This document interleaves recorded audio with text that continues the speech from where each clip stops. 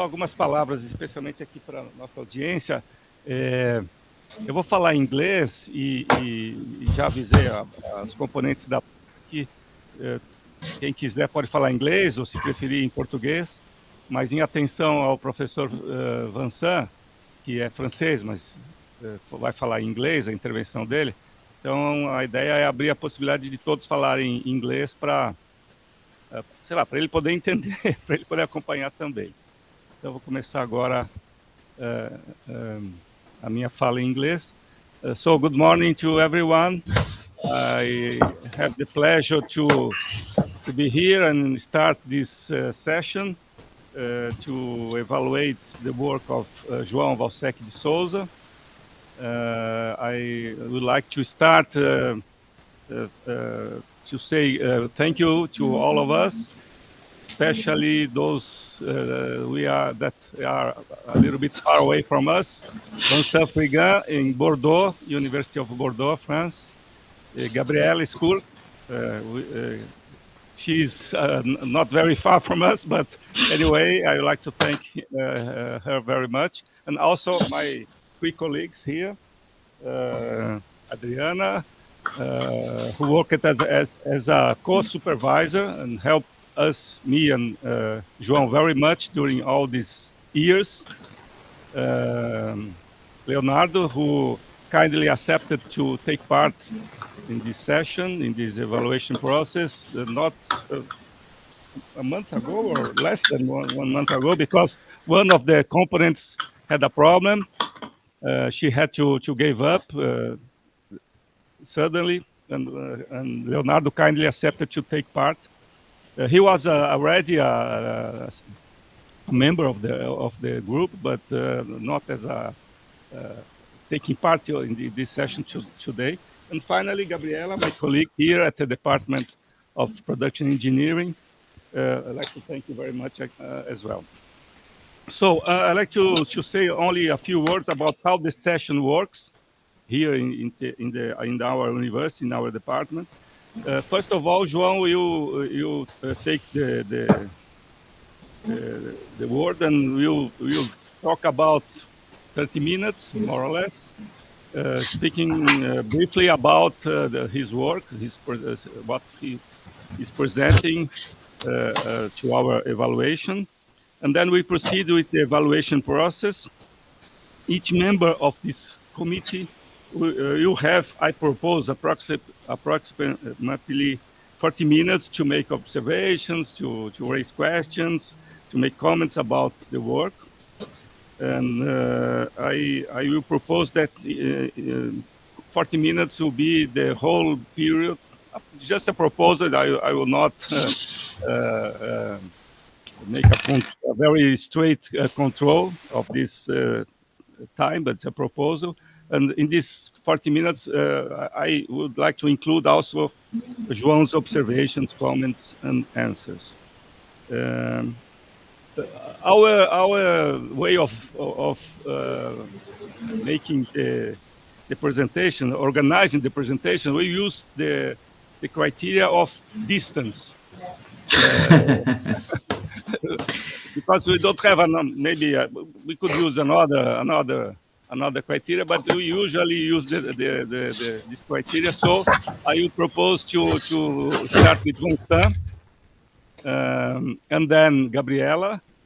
And here at the university, Leonardo is a little bit far away from us, comparing to Roberto, which worked with us here at the department. And so Vincent, Gabriela, Leonardo, Roberta, and finally I also would like to hear from Adriana for her comments as well, as I said, was a very important contributor of the final result. So, if anyone is happy with this scheme, it's okay for you. So, thank you very much again for your kindness and availability to be with us, everyone, again. And now I would like to pass the word to to João. João, please.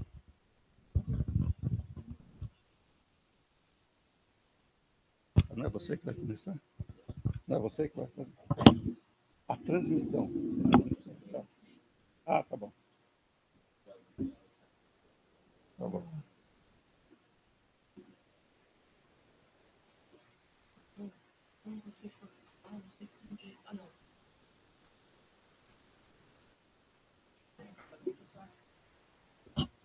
I just making some points related to the transmission by YouTube, because YouTube will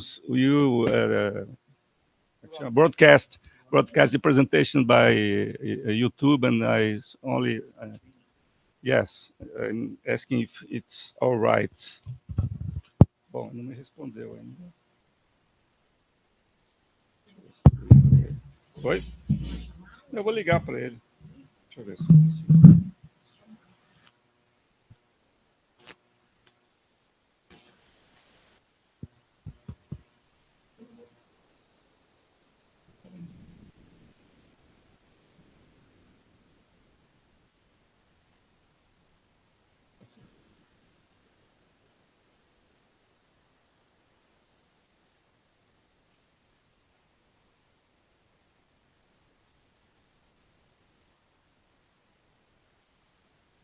Dá para saber se começou a... Dá para saber se começou a transmissão? Dá para saber se começou a transmissão? Assim é mais fácil. Não atendeu. Ah, sim, tá. Ok. Ok?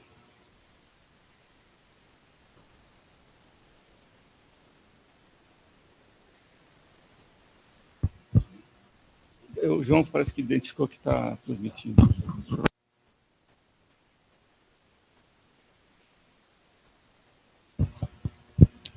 Hi, good morning, everyone. Just to confirm if you can hear me and see my screen. It's okay for me. Okay, thank you. So I will do my presentation from here because of the camera. So good morning, everyone. Thank you for being here with us. So I will start the presentation of my thesis called Business Model Innovation Toward the Sustainable Urban Mobility Transition, an investigation of conceptual elements, barriers, drivers, and factors influencing their implementation. So here my idea is to bring in you a very quick presentation regarding the subject of my research, and then I will try to justify everything we did. Then we will present the general research objective. As you know, this thesis was made in the article format. So we're going to discuss a little bit about the relationship between each paper and how they contribute, how each one contribute to the general research objective. Then I will comment about the paper development process. It's more a methodological remark, but I think it's important for this kind of thesis. Here, I will not bring the conclusions, the specific conclusions of each paper, but rather I will talk more about the main conclusions of the thesis. And then at the end, we will present some contributions and implications from my research.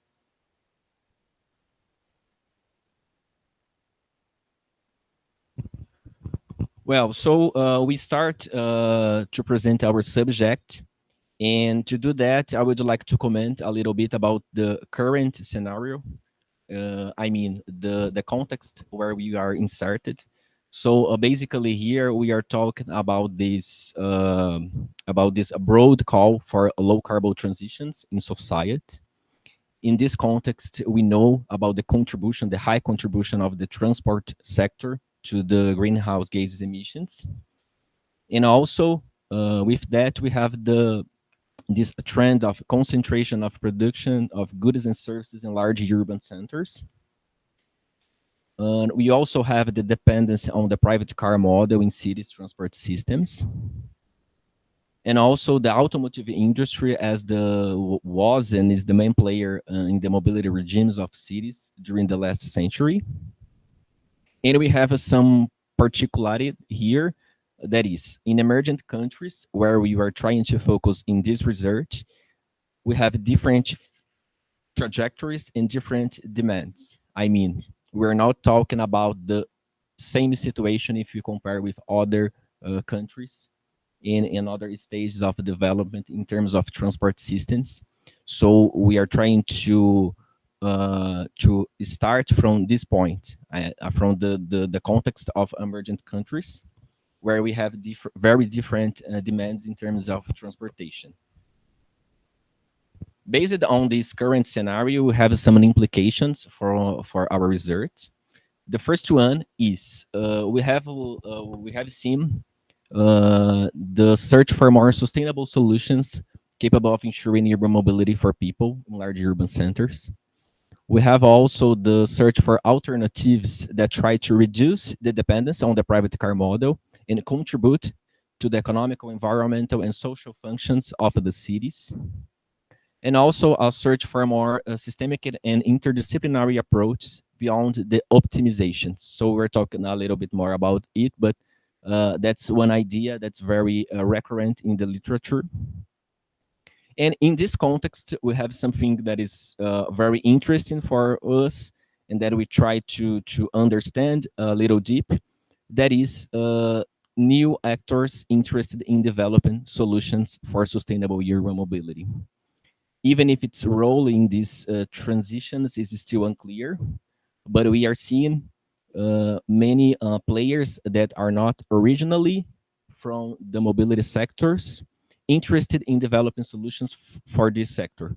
So this is the main opportunity that we saw when we started to conduct this research. Based on this current scenario and all of these implications, we will try to focus on how the new business models that we are seeing in this context, how they could contribute to a sustainable urban mobility transitions. So in order to explain how we arrived in this focus and how we build our research problem, I will bring some research opportunities in different literature streams that helped us to develop and to design this research. So the first one is from the sustainable urban mobility literature. In this literature, we see some call for more researchers that is beyond the optimizations of the transport resources. So at the beginning, the first studies, and we have many studies like this so far, it's very, very linked with the optimization of the transport. And here we are seeing more concern about how we can bring other disciplines to this research in order to incorporate, including the organizational dimensions, because we are seeing that the role of companies in this sector is very important, and it's not enough to discuss only about how we can optimize the transport solution, but how can I integrate it with other research streams, and then trying to create and to develop a more interdisciplinary research regarding sustainable urban mobility achievement. When we go to the sustainability transitions literature, we have a very, very well discussed gap, that is, how can we expand the research at the firm level? So we know that this kind of literature is super systemic and super long-term oriented, but we see some call for how can we include the firm strategic and operational view and activities into the transitions perspective. I mean, how can we integrate a little bit more the role of companies in this kind of sustainability transitions? So it's a broad research opportunity that we try to focus here in our research as well. And then we go to the business model literature. Of course, this is the main literature that we work and we dialogue in this research. And here we divided into two kind of streams. They are related, of course, but I separated in order to bring more details about each one. And in the business model innovation literature, it's a very consolidated literature, very diffuse. There are a lot of papers regarding this issue and applied this lens of analysis in many researches. But here we are trying to understand more how can we connect this business model innovation literature to the context of social technical transitions towards sustainability. So we're not talking about only business model innovation as a whole, but how can we integrate and how can we bring it closer to this issue of sustainability transitions. And finally, we have the sustainable business models literature. And here we have some opportunities regarding how can we understand the contribution of the business model aspect to make progress in sustainable innovations. So here we have many scholars defending that this kind of approach is very helpful to understand and to translate opportunities to make progress in sustainable innovations. And of course, that here we have to deal with a lot of barriers regarding this implementation and this consolidation, but it's still a very big opportunity in terms of research. So when we try to connect all of these research opportunities that we found, we designed it so our research focus. So our general research objective is to understand how business model innovation could influence a sustainable urban mobility transition. And from this general research objective, we designed three specific objectives. So the first one is to identify the conceptual elements that should be considered for characterizing innovative and sustainable business model in urban mobility. So it's a more theoretical analysis. The second one is to identify barriers and drivers related to the implementation of innovative and sustainable business model in urban mobility. And the third one is to understand which factors influence the business model innovation process under the perspective of the social technical transitions. So each specific objective is addressed by each paper, by each one of the papers. So we will talk a little bit more about these connections and about how they are related between each other. So to design our thesis and to create the relationship between the papers, we start from a theoretical discussion. Of course, here the main focus was to understand how can I define what I'm researching? How can I understand the conceptual elements that are related to this thing that I want to research? So the first discussion was a conceptual discussion about what elements characterize a sustainable innovative business model in the field of urban mobility.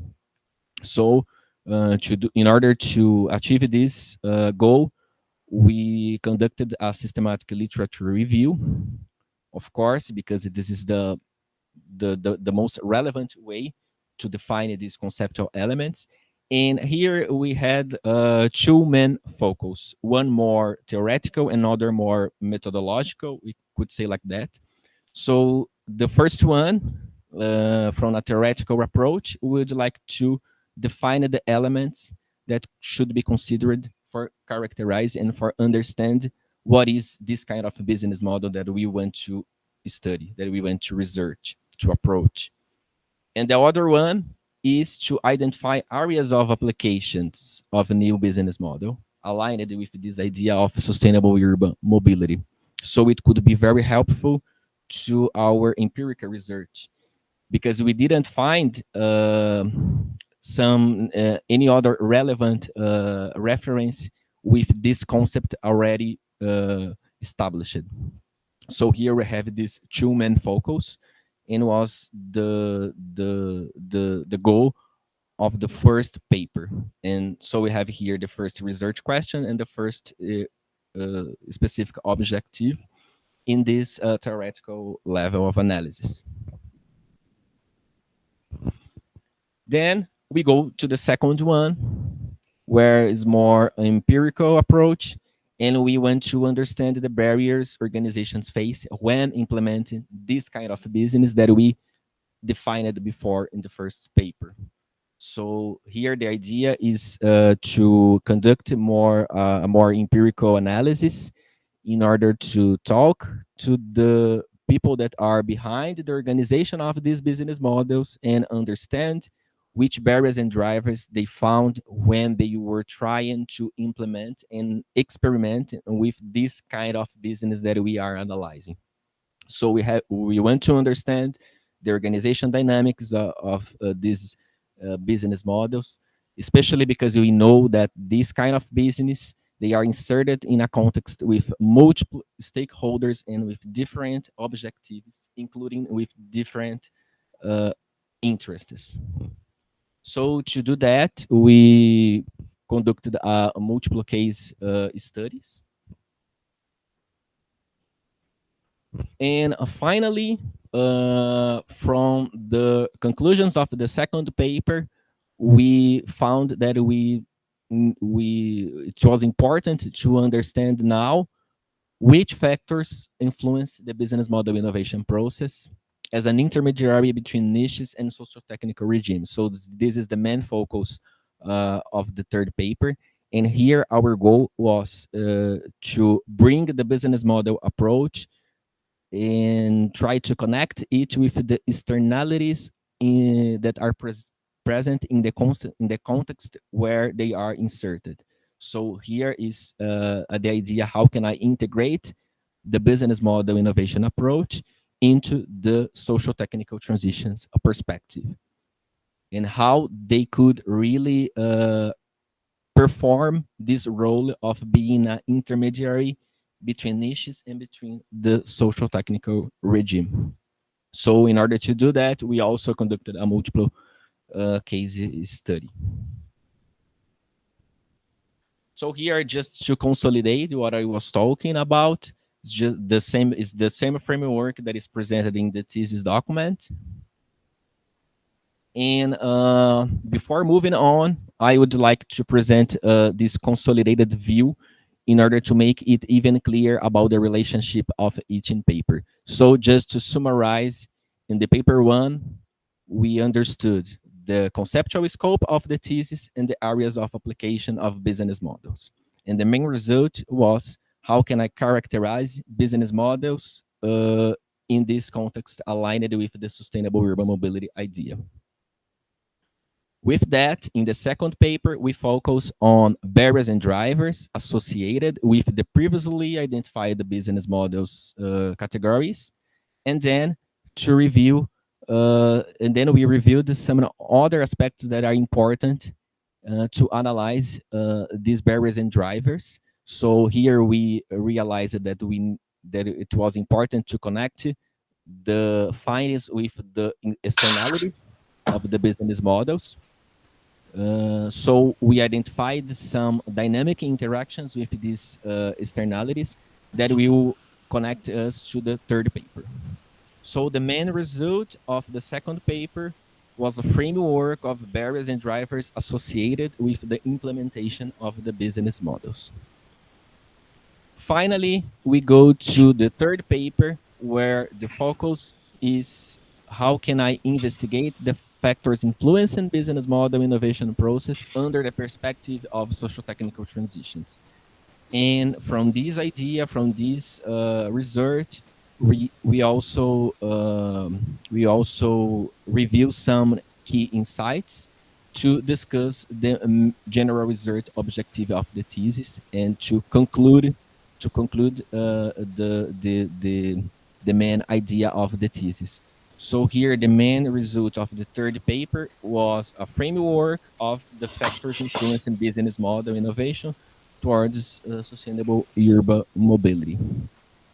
So from each paper, we have some specific results that will contribute to the general result objective. Now I will comment a little bit about the paper development process. So doing a thesis in this format, it's very complicated actually, because we have to consider not only the paper development itself, but how can we connect that with the general research objective. So we also have to dialogue all the time with the reviewers and people that are asking for changes in your papers, and maybe you are not really, you didn't have this idea at the beginning, so we have to change and adapt all the time.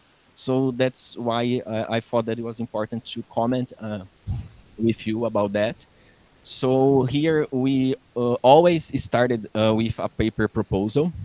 So this paper proposal came from the research problem, the general research problem that we found at the beginning, at the very beginning. And then we tried to develop like an abstract and then a first version of the paper. Of course, that the first version was not really good in terms of quality, because it was just like a developed idea about how we could develop this paper. And then we presented this paper in a seminar. So it's very important because we can have very good feedbacks from other researchers and other people that are doing research like you and the same subject. So we brought the ideas that came from these seminars, and then we improved our paper and then submitted to a journal. When we submit it to a journal, we have no control about what is happening in the review, as you know. So sometimes it could be rejected, sometimes it could be accepted with many changes. And in some cases, it could be accepted without many changes. It's not my case. I had to change a lot, unfortunately. But this is part of the idea of publishing. So we then submitted to the journals, started the peer review, and then fortunately, in some cases, we got to publish some of the papers. So I will not bring all the details about each paper because it's already presented in the thesis, but just to comment. So the first paper was published at the beginning of our work after 3 rounds of reviews. The second paper, we also got to publish it. It was first presented in the JERPISA conference, and then we published it last year, 1 year ago. And the third paper is not submitted yet, but we believe that is ready for submission. And we put it in the thesis, including to get comments from you before submitting it, because I believe it's a very good opportunity to get your feedback as well. And then we will submit it after the thesis presentation. The idea was to submit to the Environmental Innovation and Societal Transitions Journal. But the first version of this paper was presented last year in the International Conference on New Business Model in 2022. Last year, yeah. So it's not yet in peer review. Now I would like to discuss a little bit with you about the main conclusions of the thesis. As I said, I will not bring here all the frameworks and all the specific conclusions of each paper because it's already in the document. I would like more to present general conclusions in order to make a discussion about what we got to find during this investigation.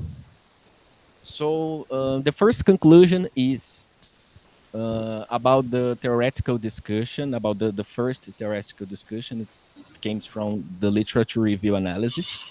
We identified that the intersection of business model and sustainable urban mobility field appears to be evident. So it's very clear how we can connect these two streams of research, and based on that, we got to define the conceptual elements to characterize the business model, align it to this idea of sustainable mobility. So this is a very interdisciplinary approach, because we are trying to connect two things that are not really that came from different areas of knowledge, but we believe that it's possible to connect because there are many intersection opportunities in these two subjects in the literature. Then when we go to the empirical analysis, we have identified some institutional and operational and strategic barriers that are related with the implementation of the business model toward the sustainable urban mobility. So this idea of institutional, operational, and strategic give us some partial conclusions about how it's very important to connect the business model discussion with the externalities where they operate. So the first analysis, the first barrier that we identified here is how to harmonize the interests of a diverse range of stakeholders beyond the firm level that are not in the firm, and how to compete with the dominant alternatives of transport in order to make your value proposition relevant, in order to do that and to deliver that. When we go to the operational activities of the business model, the value creation process, we saw that it's very impacted by the lack of public policies. So this is very complicated to operate some kind of business if they don't have any support, because they are trying to create value in a sector that is very influenced by the public entities. And also we identified that it's very difficult to obtain also data about travel patterns of users. So all of these barriers could allow a better operationalization of the business model and help them to create value. And finally, when we go to the value capture, we see that it's very difficult to then how to complement the revenue sources of the business model and then expand the reach and scope.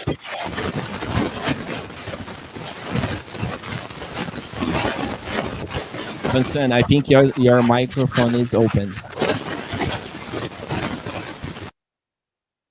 Okay, it's fine. Thank you.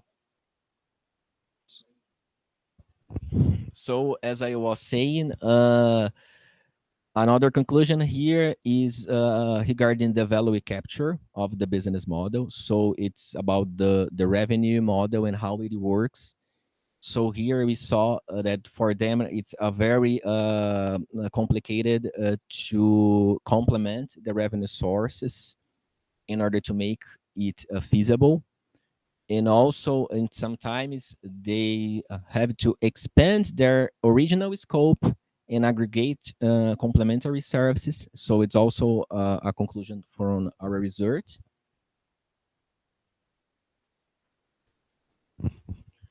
And then we go to the conclusions more related with the integration between business model innovation and social technical transitions. So here we can see that business model innovation process, they can act as an intermediary between niches and regimes because they have a higher level of structuring than a technological niche, because they are more exposed and they experiment, they sell the services, so they are more structured.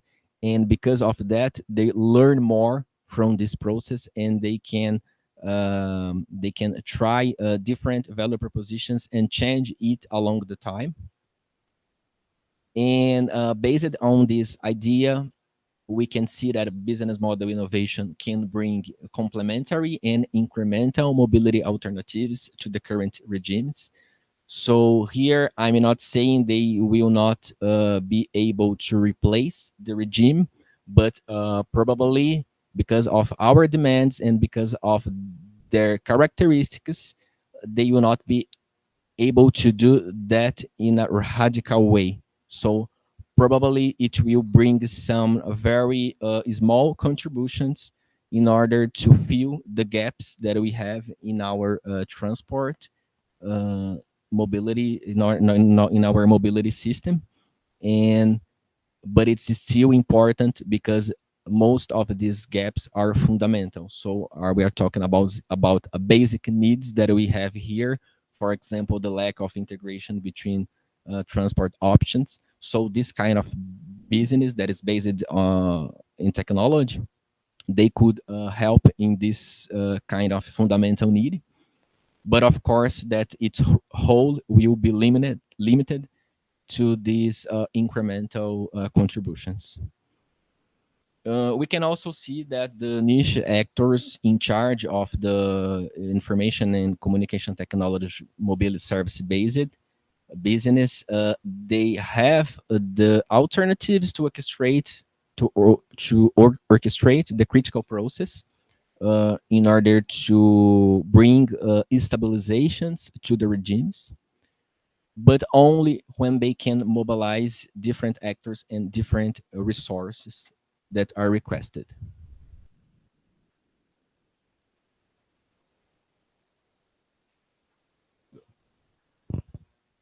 I don't know how to.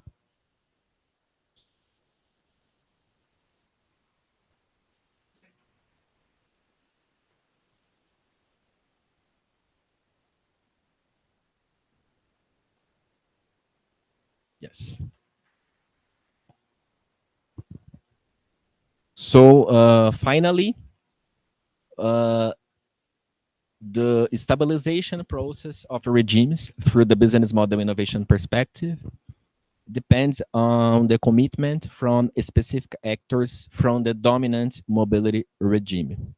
So this is also a very important conclusion from our study, because it will bring a very clear idea about the limited potential of this kind of business, and what kind of attitudes and resources they have to mobilize in order to reduce this dependence level, and then to gain relevance and to be more than to deliver the value they proposed in their value proposition.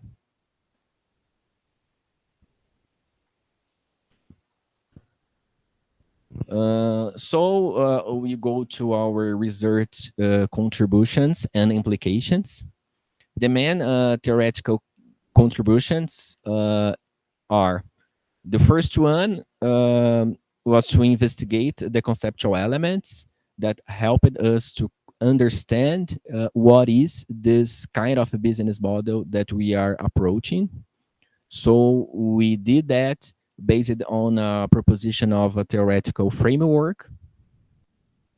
The second theoretical contribution is to review the barriers and the drivers adopted by the companies that should be taken into account in order to develop a new business in this sector. So it was also made by providing a theoretical framework. And finally, the other contribution was to review factors that impact the dynamics of a business model innovation implementation process under the lens of sustainable transitions. And more specifically, based on this idea that the business model can really act as an intermediary between technological niches and the social technical regime. We did that also by proposing a framework that is presented in the third paper.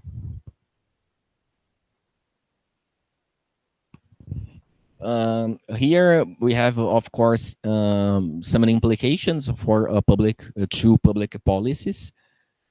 But the general idea is that the business initiatives in this field could benefit more from mechanisms that are more aligned to the business needs. So this is very, very important to them. But we also argue that this kind of public policy should include the local perspective. So it's very important that it came from the local perspective, because in our case, each context will bring different challenges in terms of public policies. And it's very important that in all the phases of the policymaking process, these needs could be considered and could be addressed by the policymakers. And of course, that we have here some implications to the managerial practices. We should comment about many details here, but I will talk just about the main one that I believe is to review relevant factors that should be considered when I try to implement some new business that are related or aligned with those that we discussed in our research, including some support on how to explore opportunities in this field, because as we saw, some types of business are still underexplored and could be more developed in the market. And finally, we have some implications to the sustainable development goals. We believe that this kind of research could contribute to many SDGs in a transversal way. But here I will highlight how the transition to sustainable mobility is very, very important to decarbonize transport and meet our sustainable development goals. We can see that in the SDG 11, that is make cities and human settlements inclusive, safe, resilient, and sustainable. And in this SDG 11, we have some specific goals related to the sustainable transportation. So that's all. Thank you very much for your attention. Thank you, João. Just before giving floor to Vincent, I'd like to speak a little bit about the process, the final process. I will speak in Portuguese only for the people here that may be informed about this. Começamos agora a sessão. Cada dos participantes da mesa vai fazer a sua arguição. E ao final delas, a gente vai pedir para que vocês saiam para que a gente possa avaliar em conjunto a nota. Tá bom? I was only explaining that after this part of the session, when you all will make your comments and questions, we will ask for the audience to leave us so that we can make the final evaluation. So I will like to pass the floor to Vincent. Vincent, as I had already said, is a professor at the University of Bordeaux. We know Vincent for a long time because you used to be present at the same conference, GERPISA conference, which is an international network of the people that study the automotive industry. But from 2 years from now, we became closer because of a exchange program that we are doing both from both sides of the continent, from Europe to Brazil, as a result of a COFECUB project that we are just developing, and will finally end at the, I think, in the next year. So, Vansa, thank you again, and the floor is yours. Thank you, Roberto. Thank you, João, for your very nice presentation, for your very clear presentation of your PhD thesis work. First of all, I would like to thank Roberto and Adriana for asking me to participate to this thesis defense. So I'm very proud to be here. I'm not ready to be here because, as Roberto said, I'm speaking from Bordeaux. And when I see the weather in Sao Paulo and in Bordeaux it's cold and rainy currently, I'm very disappointed not to be in Sao Paulo, to be sure. Just a comment before starting, I should add it is my first thesis defense in Brazil, so my apologize, please.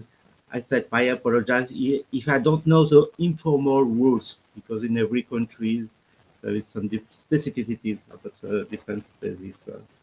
So my apologies. So I don't know if it is that is a tradition in Brazil, but in France we start our speech by giving our general feeling about the thesis, and then we focus on specific points, and finally we raise more general questions. So my speech will broadly follow these 3 steps today. So first, my general assessment of the thesis, about the thesis. Let's be clear, my overall feeling, my overall impression of the thesis work is entirely positive. I think João has demonstrated that he has developed real qualities as a researcher. He knows how to identify interesting research questions. He knows how to construct, to build research hypotheses based on the literature, and he knows how to set up an empirical protocol in order to test this hypothesis. In other words, from my point of view, he has demonstrated his mastery on all the stages of a research project. Another important point for me, João took part in international research trips during his thesis. And for me, this is a very important point to underline, because this means that João is able to communicate with foreign researchers, and he has the opportunity to welcome, I had the opportunity to welcome João to Bordeaux, and I can testify to this capacity. He was able to speak even in French, so very nice. So João is therefore, for me, able to communicate with his colleagues in English, but as the thesis manuscript shows, is also able to write in English. And as we know, English is the main language of international research. Last point concerning these visiting programs. These visiting programs are also an important way of discovering other research laboratories, other research practices, and other research questions, because research is not organized in the same way in every country, and the challenges raised by society, by domestic society, are not strictly the same from one country to another one. And without any doubt, João has learned a lot of things thanks to these visiting programs. So let's return to the document, to the submitted document, to the manuscript of the thesis. As João explained during this presentation, the thesis manuscript takes the form of thesis by articles. There are 3 chapters corresponding to 3 different articles, but and this is an important point to emphasize, and he put emphasis during his presentation on this point. João tried to explain that these three chapters belong to only one research agenda. And I found the explanation, in particular in the introduction, I found the explanation rather convincing. I have to say that unlike some other article-based theses, there is a natural coherence between the different research questions João poses, for two reasons. Firstly, it focuses on a single empirical object, the urban mobility of individuals. It questions the evolution of this mobility. So his work is part of a larger field of literature and economics, what we call transition studies. The subject of this thesis is therefore an interesting one, dealing with an important topic on which we need new knowledge. And from my point of view, the thesis provides new knowledge. João is fundamentally interested in understanding how companies, how private companies, private enterprises can contribute to this transition. His thesis is therefore related to the work that seeks to explore the conditions under which private companies, private enterprises can conciliate the search for profit and at the same time contribute to the evolution of mobility systems. And note that João adopts little a normative point of view. Is it a good or bad thing? I do regret that this aspect of the problem is not addressed in the general conclusion, but I will come back to it later. Let me return to the coherence of the three chapters. In addition to the empirical coherence, the mobility issue, there is also a theoretical coherence. Indeed, the main aim of the thesis, as he explained during his presentation, is to work on a specific theoretical concept, business model innovation. So, the theoretical objective is to explore how this concept relates to transition issues by, as he explained, by characterizing the barriers to business model development in chapter 2, and by studying the factors influencing business model innovation towards sustainable transition using the multi-level perspective framework developed by Gibbs in particular in chapter 3.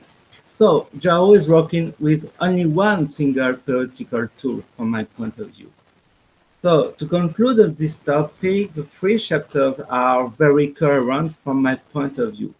So it's not a true thesis by article from my point of view. It's a true thesis with three chapters, with different chapters.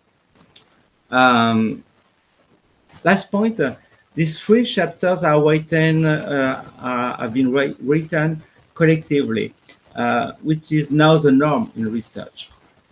However, if I may make a suggestion, I think it's a good idea to add a page in the appendix describing the PhD student's role in the task associated in each paper, in each chapter. In the first chapter, we have this explanation because the review asks what is the role of the PI.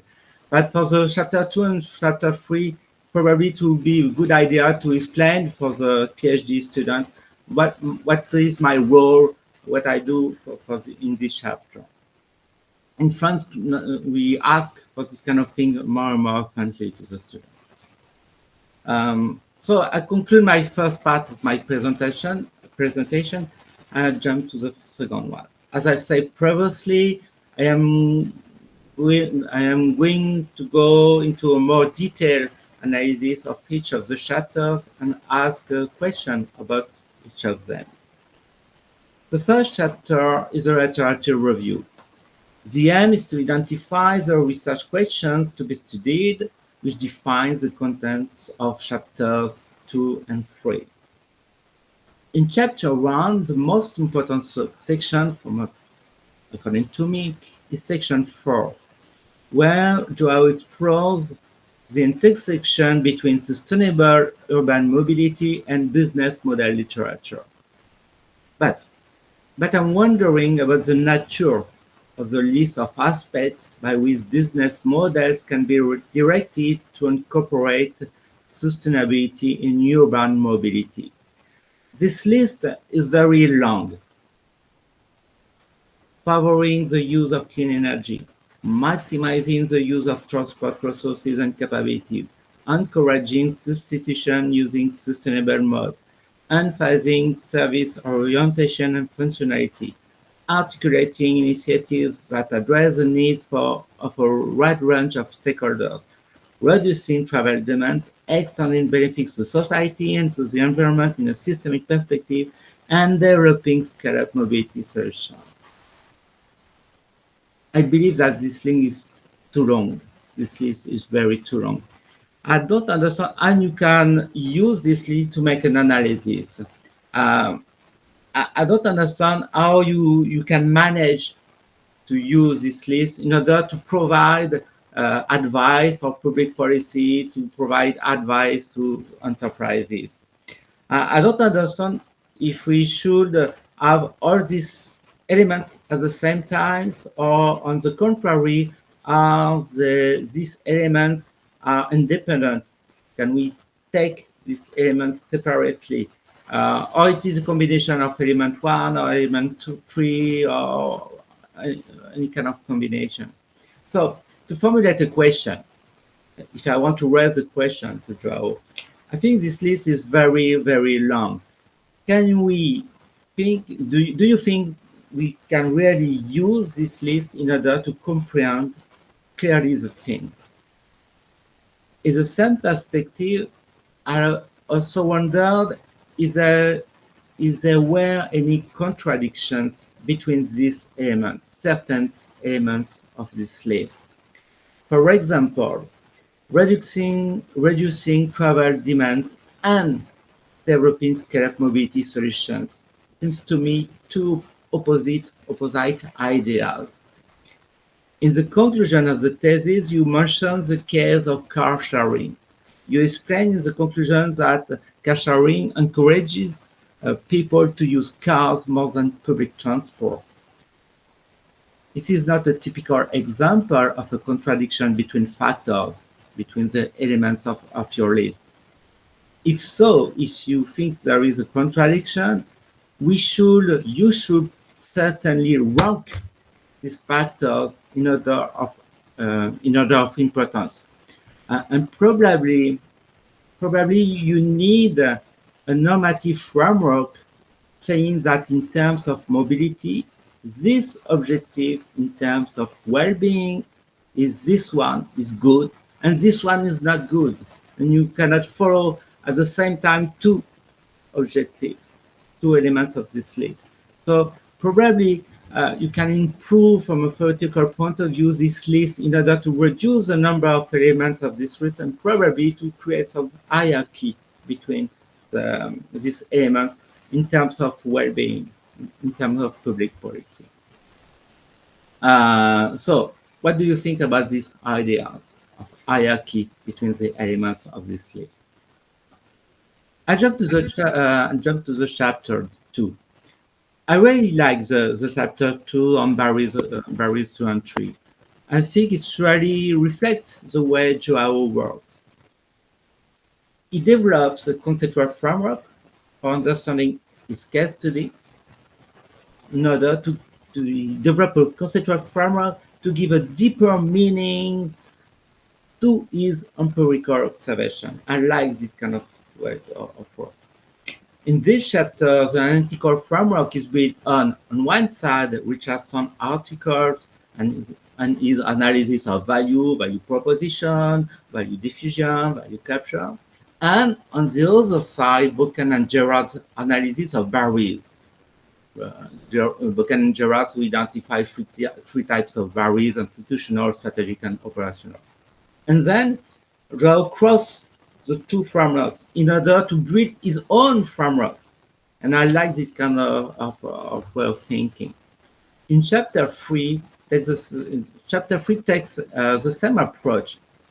He used again Richardson and his triptych, and he crossed this triptych with the works of Ogma, Kemp, and Schott and Treffer, explaining the three sub-processes which permit the stabilization of a regime, articulation of vision, of expectation, learning process, and third, building a social network.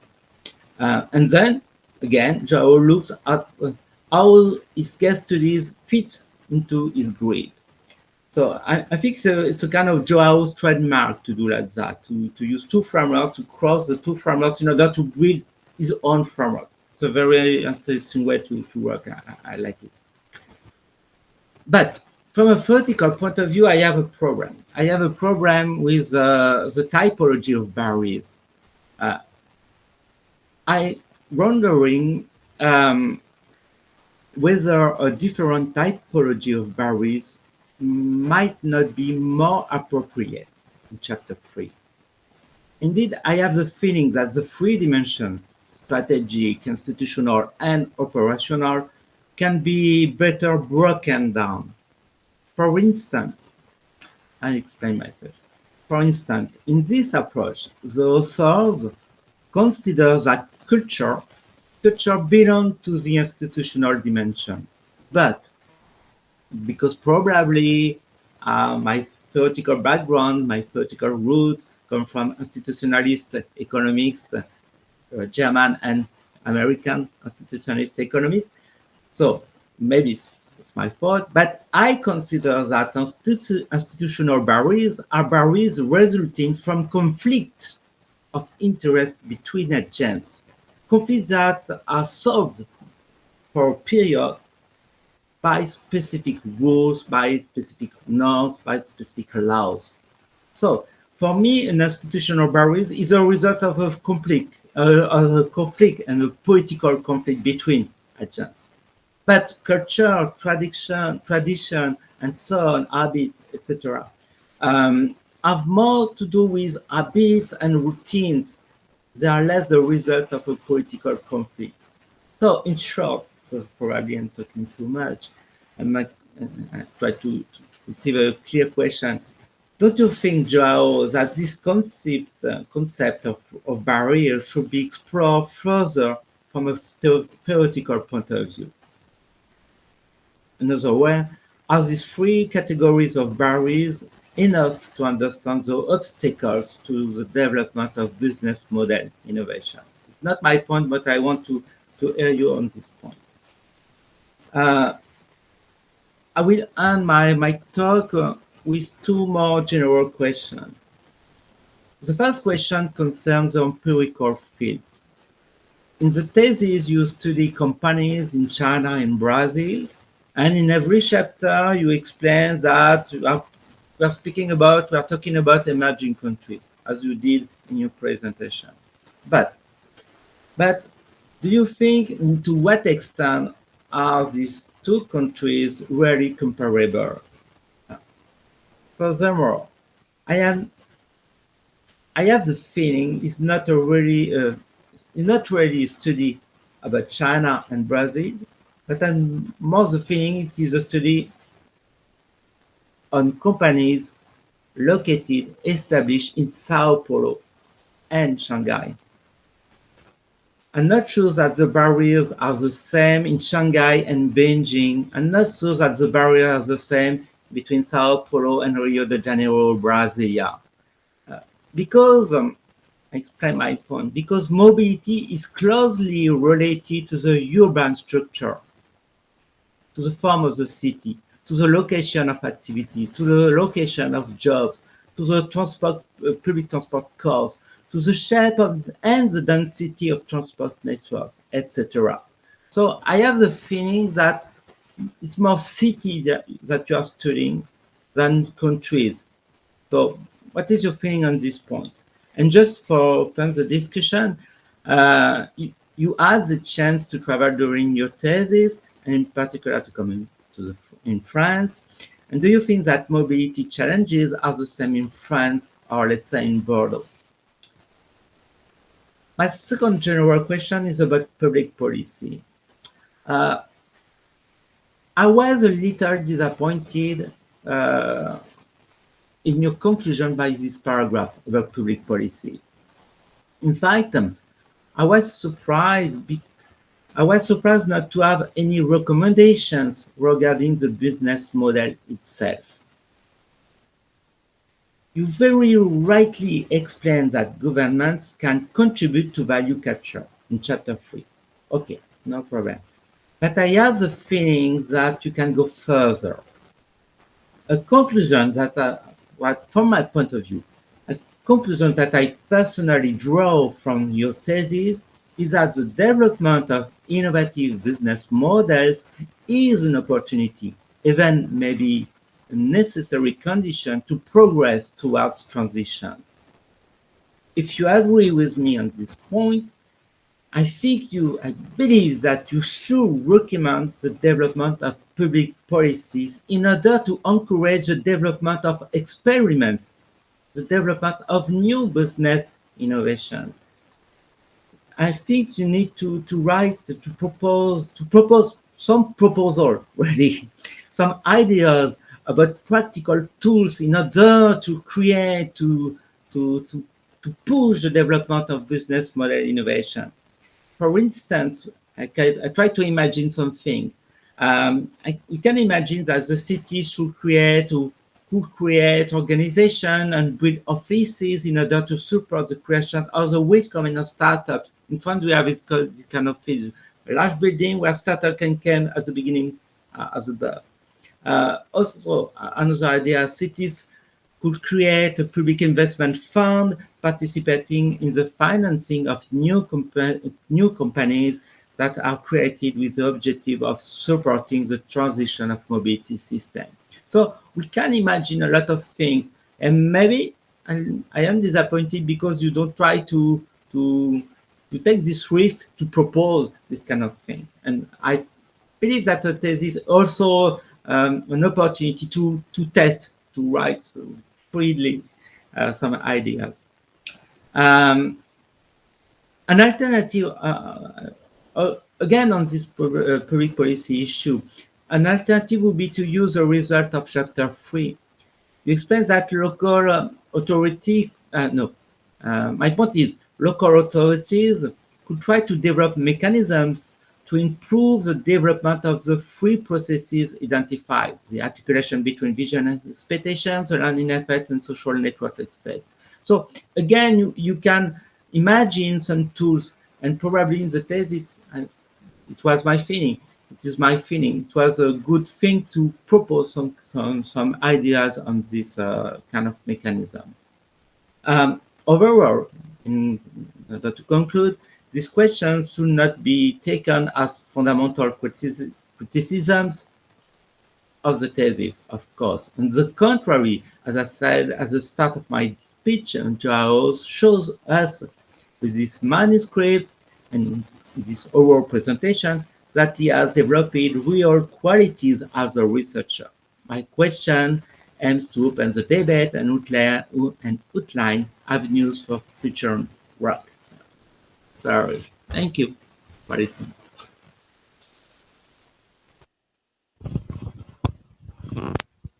Hi, Professor. Thank you very much for your comments.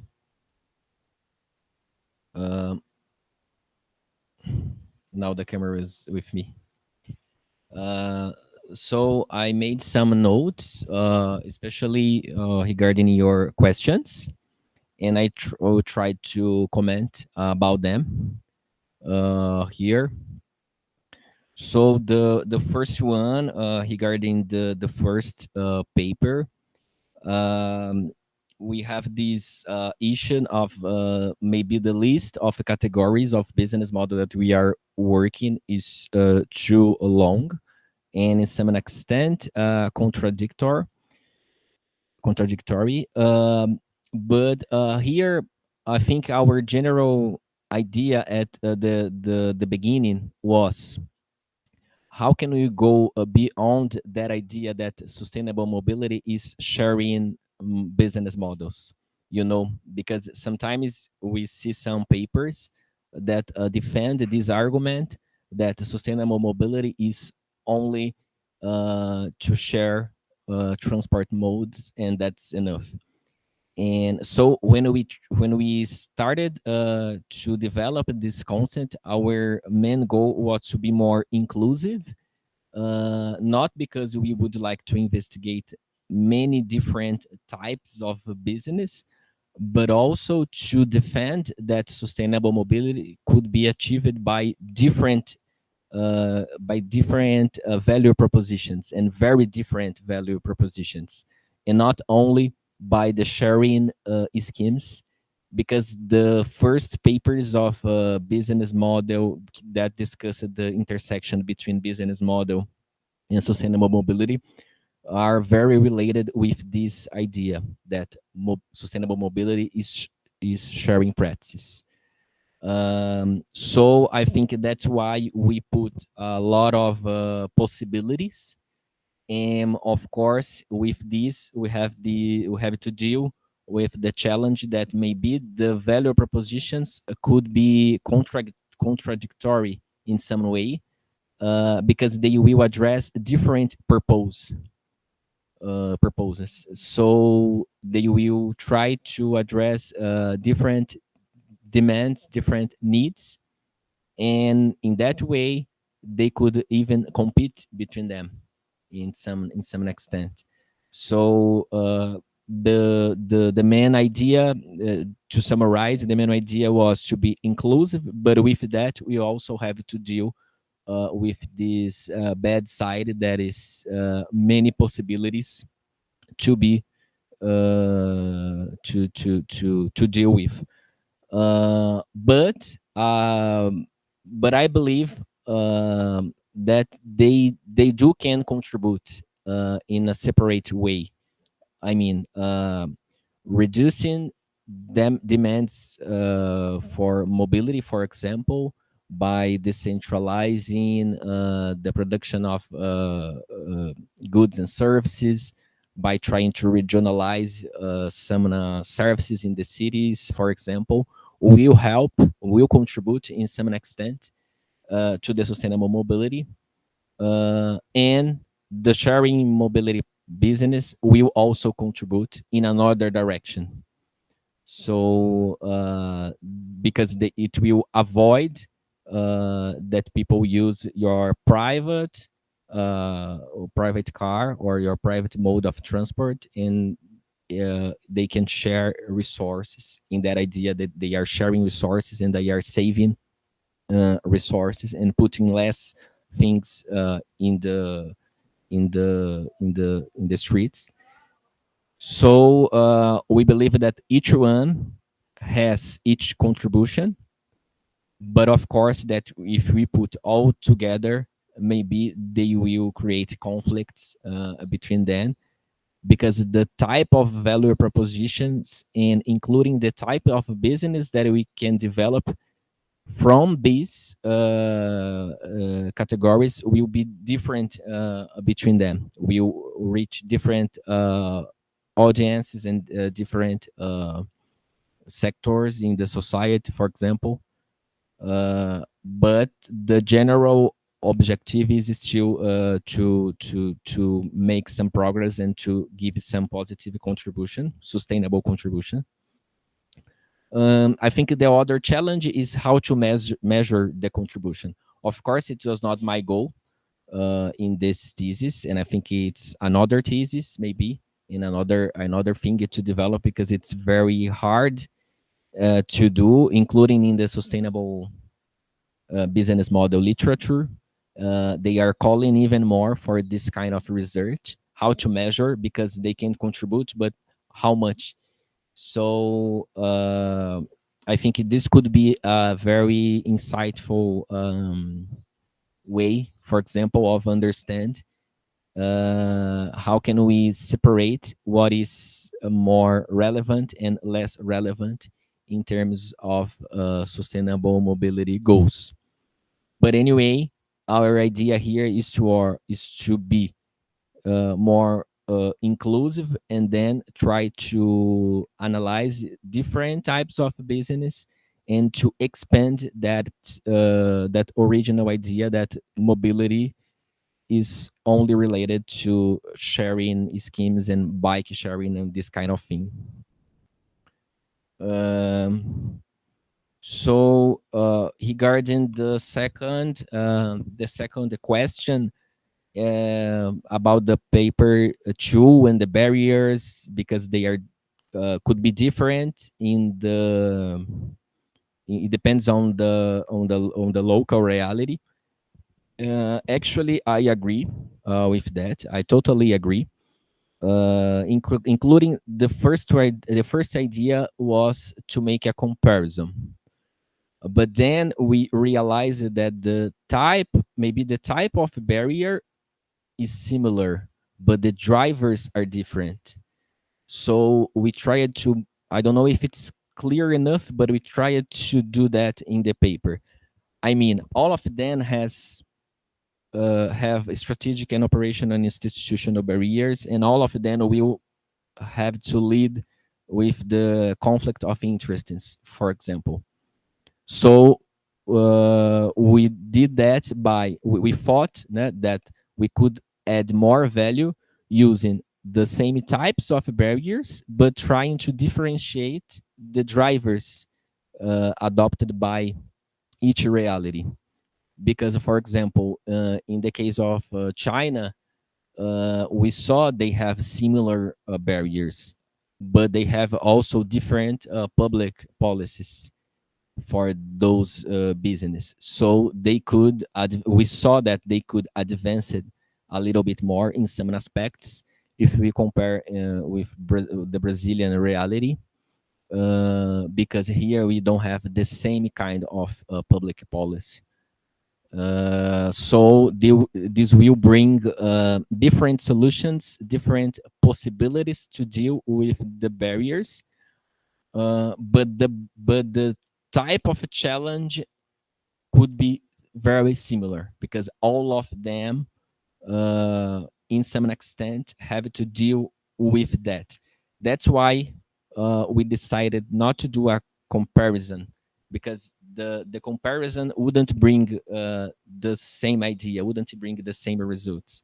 I think when we try to consolidate in the same categories, we can discuss how they have potentially similar challenges, but how each one will deal with that in different ways. So I think that's the original idea that we tried to put in the paper. We did a lot of modifications actually in this paper, because we were asked to do that, of course, but also because we would like to improve this idea. But anyway, I agree. I agree with your comment, and including in the, I discuss a little bit in paper 3 how it depends on the local reality, because each one is too low. It's okay. Yes, you speak a lot, but not very long. Maybe you need to speak longer on this point. Yes, exactly. Yes, and then regarding the last comment, I agree. I think when we are writing, maybe we are like afraid of put many ideas and many insights and be do some mistake, for example. So I think I was more conservative in in these implications from the study, but I agree that it could be very insightful for experimental initiatives, including regarding public, not only public policies, but also for the companies and the business opportunities that could be investigate and develop from the results that we found in our research. I have the feeling that you can almost probably write a paper dedicated to public policies issue, thanks to your work, because you have two ways to conceive, to design public policy. On one side, about the how to help enterprises to build BMI, business innovation model in the city, and how to help the startup to succeed. So there's two ways. And when I read your paper, I have a lot of ideas, and then I arrived to the conclusion I was disappointed. Just this very short paragraph, and you can write a lot of things. So it's not a real criticism, because you cannot write and do everything in the thesis, of course. But I think you can write more things, very interesting things on this point in the future. Thank you for your answer. And about you are studying emerging countries, or you are studying cities, different cities? Because I have the feeling that you are studying cities, Sao Paulo, Shanghai, and urban mobility programs in cities, not necessarily in emerging countries in general. But what is your feeling? Because I read your thesis from a European point of view, so probably I'm wrong. Maybe I'm wrong. I don't know. So No, I think yeah, I think it's empirical implication actually, because we only saw cases from we only studied cases from São Paulo and Shanghai. So yeah, it's true. It's more related to the cities than the countries. But also it's like in a frame, of the country, because we are talking about the most important cities and the most not important in terms of size, also size, but not only because of that, also because of the economic reasons. So it's like the main cities of each country. So maybe that's the idea. Uh, Cases from big cities from emergent countries. But I agree that it's more related to the cities than to the country itself. Yeah. it's a question for me. I don't know. I don't have the answer. It's Thank you okay? for your answer. Yes, for me, it's okay. Satisfied? You are satisfied with? Yes, I am. Okay. So thank you, Vincent. Thank you, João. Thank you, Vincent, especially for your very interesting comments and contributions to, and of course we will take it into account all those suggestions for the third paper, especially that we did not submit this paper, and we have a lot of space to review and introduce your suggestions in this last paper. So I would like to invite now Gabriela Skur to take the word. Gabriela Skur is professor at the Centro Universitário FEI, and she was also our PhD student. She's also contributing with us in different ways in our program, the PhD program, master program also. And thank you very much, Gabriela, for being with us. And please, the floor is yours. Okay, good morning. First, I would like to express my gratitude for the invitation to join this doctoral defense committee. It has been a pleasure to review your work, João. The thesis address an interesting issue from theoretical, academic, and professional standpoints, and congratulations on the choice of the topic. I would also like to commend you and your advisors for opting to present the thesis in this format of articles. I understand that peers have already validated the results, and this moment is more about clarifying some questions and contributing especially to future work concerning paper number 3, which consolidates and concludes the results of these years of research. I totally agree with Vincent's words. I will not repeat, but I will begin with some different questions or points to hear from you. So I have 10 points, and I would like to hear from you in each point, if you don't mind. The first one is you mentioned on page 14 about culture, institution, behavior, and marketing. And you quote, I don't know, how can I say, Gilles, 2012. Do you remember? After this mention, you don't talk more in depth about it, this culture, institution, behavior, and marketing, and even how to operationalize in your research. This is just passed by this statement. Could you talk a little bit more about it and how these 4 issues are in your thesis?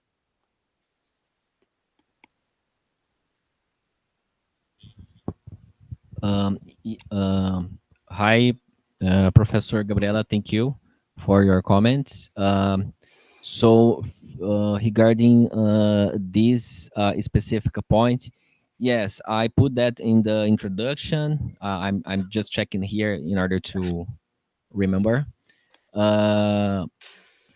I think here the main idea was to defend that when we talk about urban mobility, we cannot address this issue by only one literature side or one literature stream, because it depends on an integration of many aspects, and it includes the culture, institution, and behavior ones. Of course, that this idea is very well addressed by the social technical transitions perspective. So we apply this lens of analysis, especially in the paper 3, to discuss these institutional aspects.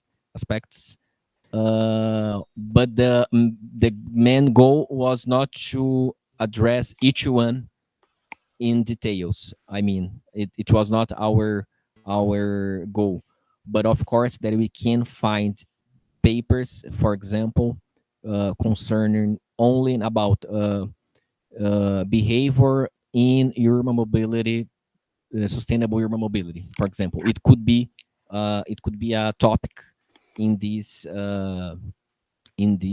regarding this issue. So our idea here was more just to illustrate how this topic is broad and how it could be addressed by many different areas of research. So the psychologists and the business, the administrators could study the business, the marketing, and the behavior aspects. For example, we can also could study that from the cultural perspective. But here we are more saying that this is a very broad topic, and that's why it's important to consider also literature lens that will take it into consideration, just at least a little, because it's important to understand the whole issue of urban mobility. Okay.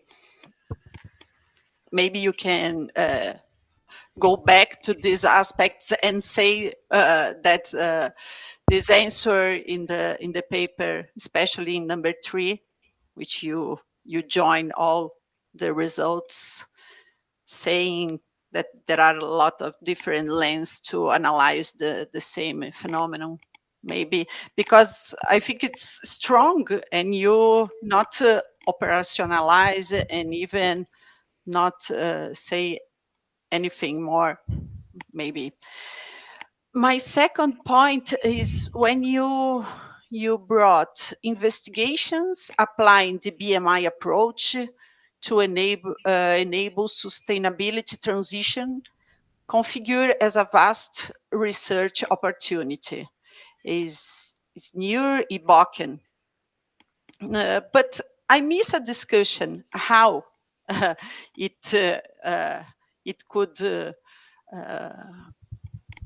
this approach could enable the sustainability transitions, a theoretical discussion, and how your study fits in.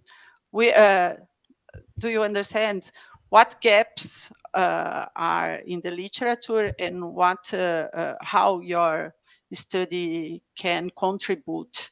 You should bring these gaps to your text. I understand. I think it's important, and how your study fits in. Could you comment how it's Yes. theoretically already discussed, and how your research can contribute to this transition? Yes. Yes, I got it. The idea here is in this research agenda of sustainable transitions. The gap is because we have this traditional idea that only technological niche could be a source of innovation. So, for example, I have to develop a new technology and then I will test. It will be in a laboratory and it will be tested many times and then to become a product and it will go to the market. Only those that are validated and that are tested and that have some good results.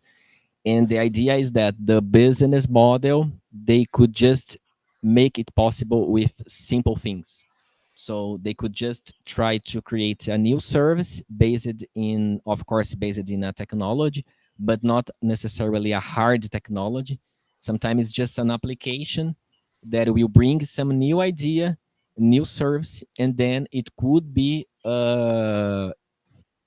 incorporated and could be discussed under the lens of the sustainable transitions as well, even if it's not a technological niche. So the idea is to criticize the classical mindset that only niches are sources of innovation. Only technological niches are source of innovation.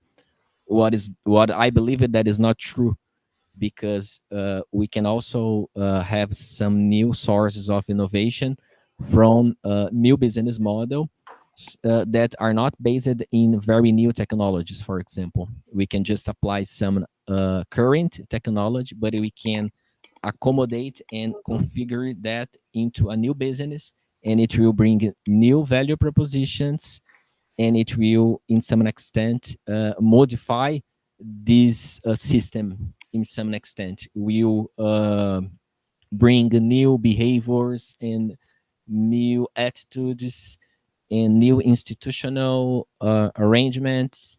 So it will provocate some difference, some kind of impact in the whole system, even if it's not a technological niche. And also because they have this kind of experimental idea, because we don't need a lot of resources to put it in the market if you compare with a very new and a niche, a technological niche, of course. And it's very interesting because they can learn it from the process. They don't need to wait tests and the traditional way of technological niches in order to make some progress, in order to get some results. Even if the result will be bad, but at least they tried, they experimented. And if we saw only a technological niche, maybe they don't have this opportunity to be tested and to be developed in the market, how the business model idea has. So this is the it's not, I'm not saying that, I mean, I'm just it's in the literature. I'm just reproducing here the the research agenda, the broad research gap. Of course, from these, some scholars will agree, some others will not agree, but there are some researchers that are defending this idea, and I'm based on them. I'm with them, so I try to explore even more this gap. Perfect.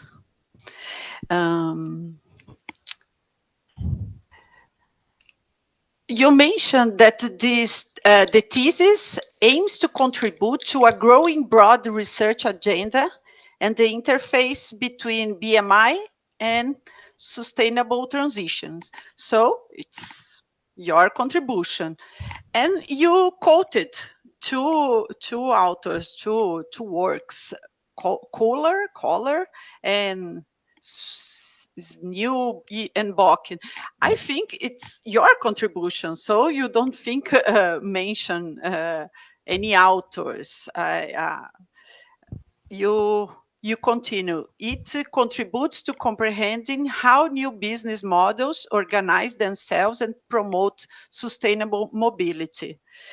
But in fact, I would like to see in depth discussion, explore a little bit more how new business models can promote sustainable mobility. It's the same as you just answer, but I think it's necessary to explore a little bit more in the text. Okay, John and João. What do Yeah, you think? yes, yes, I agree. I agree. I think this is the main idea. Yes, Yes. because this agenda not necessarily is concerned to the mobility aspects. They are concerned to the Business sustainability model. as a whole, Mhm. to the sustainability transitions as a whole. So we could analyze different sectors and different industries under the same perspective. And my contribution is to focus on the mobility aspect. So I agree. Yes. I think you could explore and to sign how new business models promote sustainable mobility, especially in paper 3, to clarify this, Yes. to highlight your contribution. And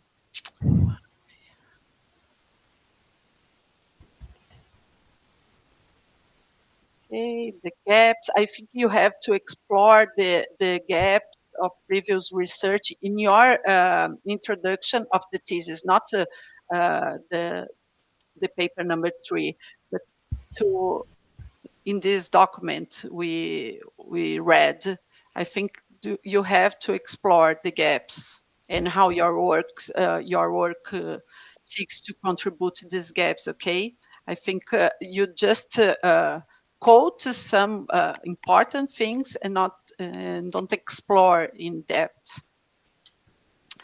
In section, you may it's a question. In section 1.3, you mentioned sustainable business models, and in the paper number 3, you use BMI.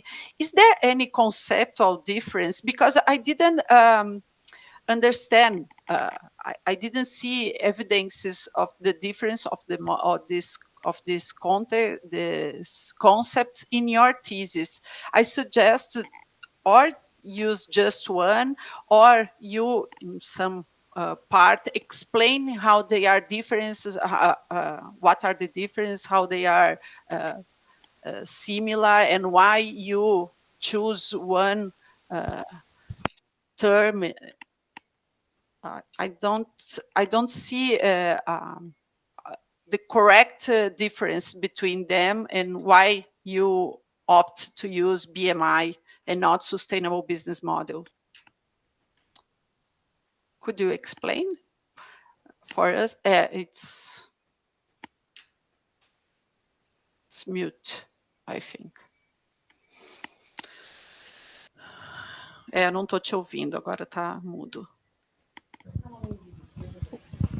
Agora voltou. Agora voltou. Yes. Porque apagou a luz. Yes, I understood your question. If we go to the literature, maybe I think the business model innovation approach is like a very broad, very general topic, a very general subject of research, and it. Ficou mudo, João.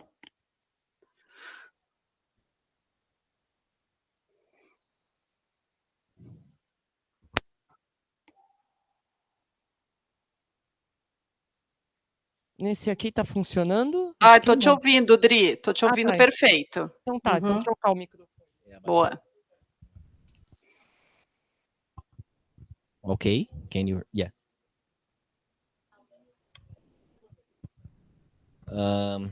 So I was saying that the business model innovation approach itself, it's very it's a very general topic of research, and it's not really new. It's not really a new thing. I mean, it exists since many decades ago. But in some specific moment, some of the scholars that come from this literature, they started to discuss the idea of a sustainable business.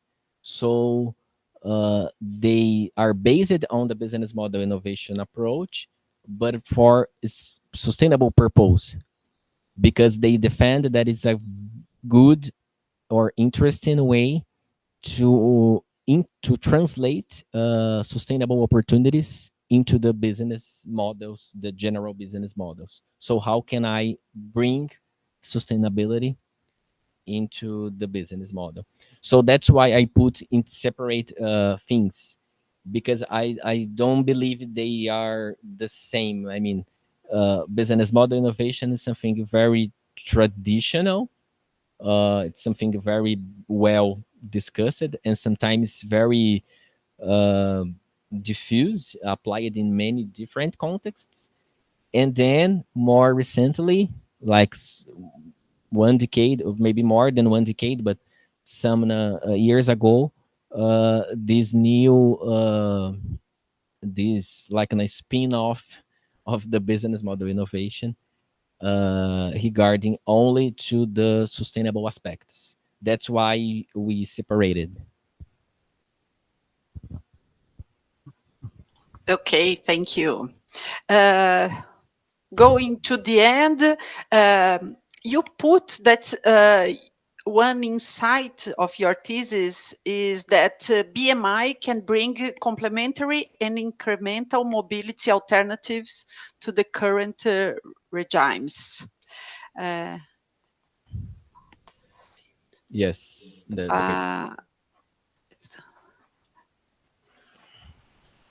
It does not seem to bring alternatives that will fully replace traditional mobility alternatives. Could you explain in more details this insight? Because I didn't see so many evidences to conclude this. Could you explain me and maybe incorporate it in the text? Yes. Yes, this insight come from the finding that this kind of business that we are researching, they are not really proposing something that is radical, that will change completely the mobility alternatives. not because they are not innovative, but because the needs sometimes are very basic. So, for example, in the case of public transportation in Brazil, we don't have in São Paulo, we don't have so much integration. Even now, for example, you cannot pay the same you cannot pay with the same card in the metropolitan areas, for example, just to give an example. But people are displacing from everywhere to everywhere in the city. They are not only in in São Paulo. So this is very basic. It's very a basic need if we compare with other countries that are or cities that already integrated everything. So it's a if someone creates a business that will try to integrate that, it's not a big change. It's not a big idea, but it will bring a very good contribution as well. But it's complementary in this sense that it will not change. It will not change the historical problems we have, but it will bring some value because people will perceive this value will be easier to use public transport. For example, I'm just giving like an examples in order to illustrate this idea. So because of the needs are very basic, sometimes they will not bring something that will really change the regime. But it's still important and it's still relevant because it will bring some contribution. And this contribution is, in some extent, incremental. In this, that's the idea. Okay, perfect. It's a suggestion to when I put these points is just to suggest you to incorporate in the text, Yes. especially in paper number 3. Yes. Okay. Thank you very much. Okay. In the same line, and I'm going to the end. It's another insight. In niche actors in charge of ICT mobility, service-based business models have alternatives to orchestrate the critical process that influence the stabilization of the regimes when they can mobilize different actors and resources. And I would like to to hear from you or from your test to read a little bit more about this because it's interesting insights, and I think you could explore in detail. Could you talk a little bit more about this? Yes. I think, yeah, I agree that maybe there are some opportunities to improve this insight. But here the idea is we have analyzed the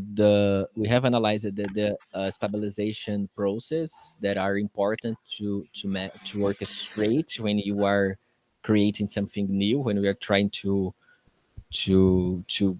make some changes in the regime, for example. Então, so the new business will try to bring some new things, and they will have to deal with some process in order to promote stability, to promote stability of the regimes.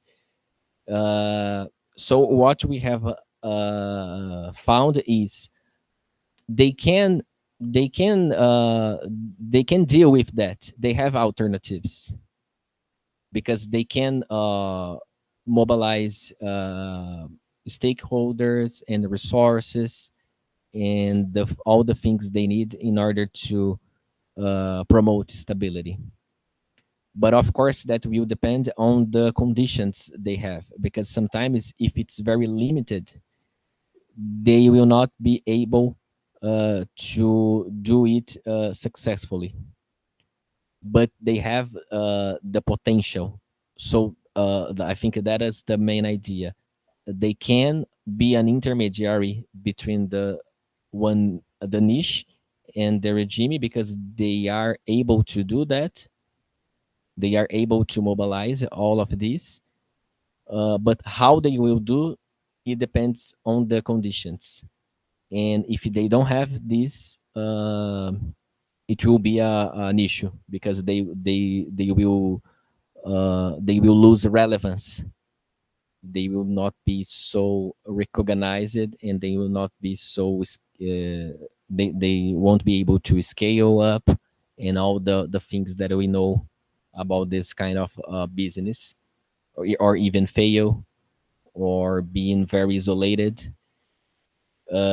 So this was the main goal here, is to discuss they have possibilities, they have potential, but they need to be aware of the conditions, and it will include get more resources and get more power in order to align the interests between different stakeholders. Very good. So the last point is specifically about the paper number 3. I think my suggestion is to explore a little bit more you mentioned the lack of comprehensive studies that systematically link business models and transition theory. I think you could explore this lack in more details to convince the reviewers that there is a lack of study, and how your study fits in. I could not see evidences in the text, of course, about this statement, especially because you cite just one paper from 2018. So I think you have more new papers to introduce and to discuss the research problem. And I think you should clarify the contribution of the paper to put more emphasis, as you discussed in the beginning of my argumentation here, and address some managerial implications and public policies, as Professor Vincent said. I think it will put your paper in another step, and you can highlight your results. But I like very much your thesis, and again, I would like to thank you the opportunity to share this morning with you, and congratulations for your work, João. Very good. Thank you. Fine. Thank you. Thank you for your answers. Thank you very much. Yes, I agree with your last point, because we know that the reviewers will ask for that. They will always ask for a very good research, explained research gap. So yes, we believe that is, but maybe we should improve more in order to make it clear and more evident. Yes, I'm absolutely sure you know, and you have all the materials, just to work a little bit more to convince in the text. Okay, thank you again. Thank you. Roberto, your thank you, word. Gabriela. Can you hear me? Yes, perfect. Can you hear me? Okay. Yes. Thank you, Gabriela. Very, very good points and very good suggestions, very good contributions to João. Thank you again.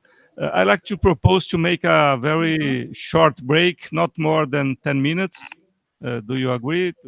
Okay. And then we pass the word to Roberta. Thank you. Excuse me. It's okay. So a short break, and we come back soon.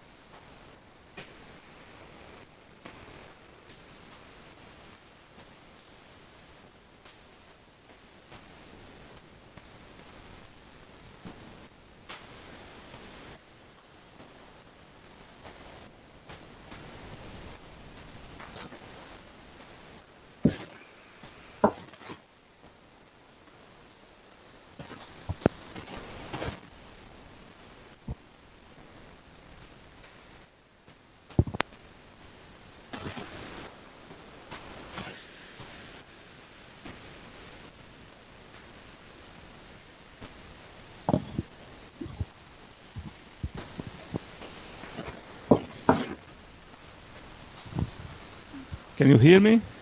Yes. Yes, yes. Okay. Let's go, João. So, now I'd like to invite Leonardo Augusto de Vasconcelos Gomes, who is a professor at the Business and Administration, Economics and Administration School here at the University of São Paulo. He was also a former PhD student of us. We have a lot of contributions and, I'd like to invite him to make his comments and questions and everything else. Okay, thank you very much, Roberto. It's a pleasure to be here. And also, I'd like to say hello to Gabriela. Bonjour, Vincent, and to my colleagues here in this doctorate. First of all, congratulations for your theme choice. I think it's a very relevant one. For during your doctoral process is also an outstanding achievement. Writing in English is always a challenging, and of course, I think is also I have to mention you have been a visiting scholar. That's nice for improving your connection with international scientific research. I'd like to start with a phrase from philosophy and science. A theorist is considered great because his or her because they are interested. So the capacity of stimulate interest is a necessary characteristic of greatness. With this phrase in mind, let's discuss some issues that arise from your thesis. So first, I think there are several pitfalls in structuring a thesis in terms of papers, but the main for me is the storytelling. I mean, I think you have difficulties in provide a very clear scientific argument to advance at least two different fields: business model, cost, sustainability, and mobility.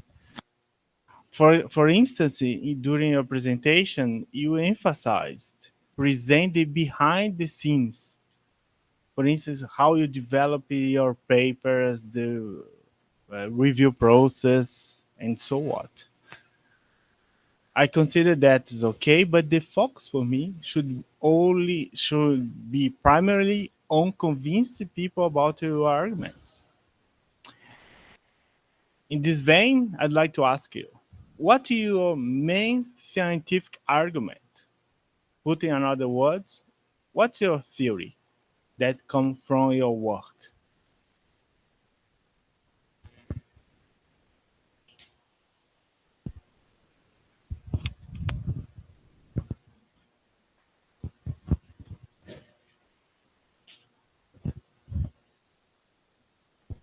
Thank you for your comments. I totally agree with your phrase at the beginning. It's very insightful. And I agree because even when we are reading, for example, very good papers, I mean, that are in good journals, sometimes we see some things that we are not really connected to the story, to the storytelling.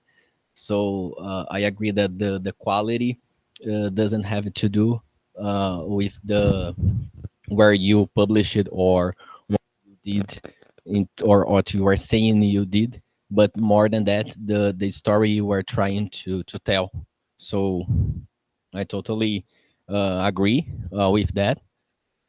Well, I think it should be complicated to explain in a few words, but our main idea here was to bring some light in an issue that we are seeing that is very important to our society, especially to the sustainable development of our society. That is the case of urban mobility. So we decided to do this research trying to connect opportunities in terms of business initiatives that you are seeing even more in the large urban centers. So we are seeing many new players trying to do new things, trying to bring new value propositions in this sector. But we still have a lot of issues to deal with, and we still have a lot of possibilities to analyze in order to make progress in terms of sustainable mobility.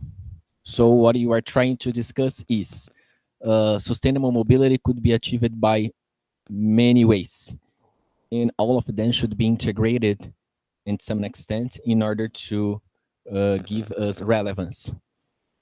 But the business part, I mean, these new business actors, they have some opportunities they could explore in order to bring this contribution, in order to help to this contribution. So we are not saying they will be responsible, they will be in charge of the sustainable mobility as a whole, because it's a shared responsibility with many sectors in society, including the incumbent actors.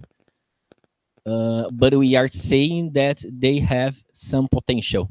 They have some alternatives in order to make progress in the sustainable development, especially when we go to the case of urban mobility, because we are seeing the possibilities that are being tested and implemented in large urban centers, not only in São Paulo, but in many big cities over the world. So the idea of the thesis comes from this opportunity.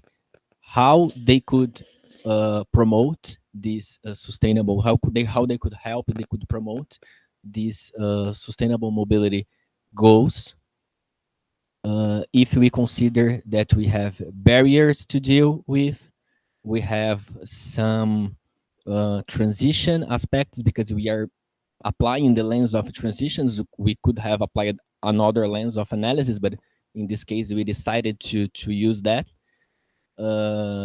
So the main thesis is to contribute to this discussion, how they could potentially contribute to the sustainable mobility transition, considering that this transition does not depend only on them.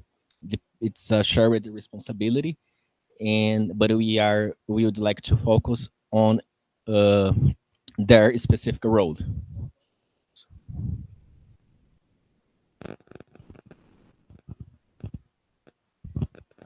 Thank you for your answer.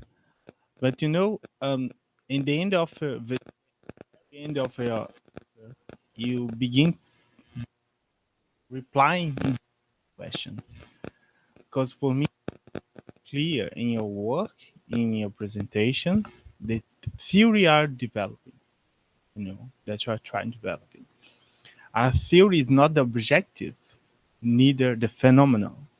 The theory is an explanation or a prediction of something. That's why, for me, the theory is escaping here through the pages, through your words. That's very important to organize your thoughts, John, in order to present clearly, to state your theory. Even though for understanding the boundary conditions, you can improve it. For me, your theory is basically about how business model change to address mobility issues, the barriers, the drivers are that firms should overcome, of course, are shaped by drivers, no? And how business model could play an important role for mobility sustainable transitions. I know that's I always ask to my students about the theories.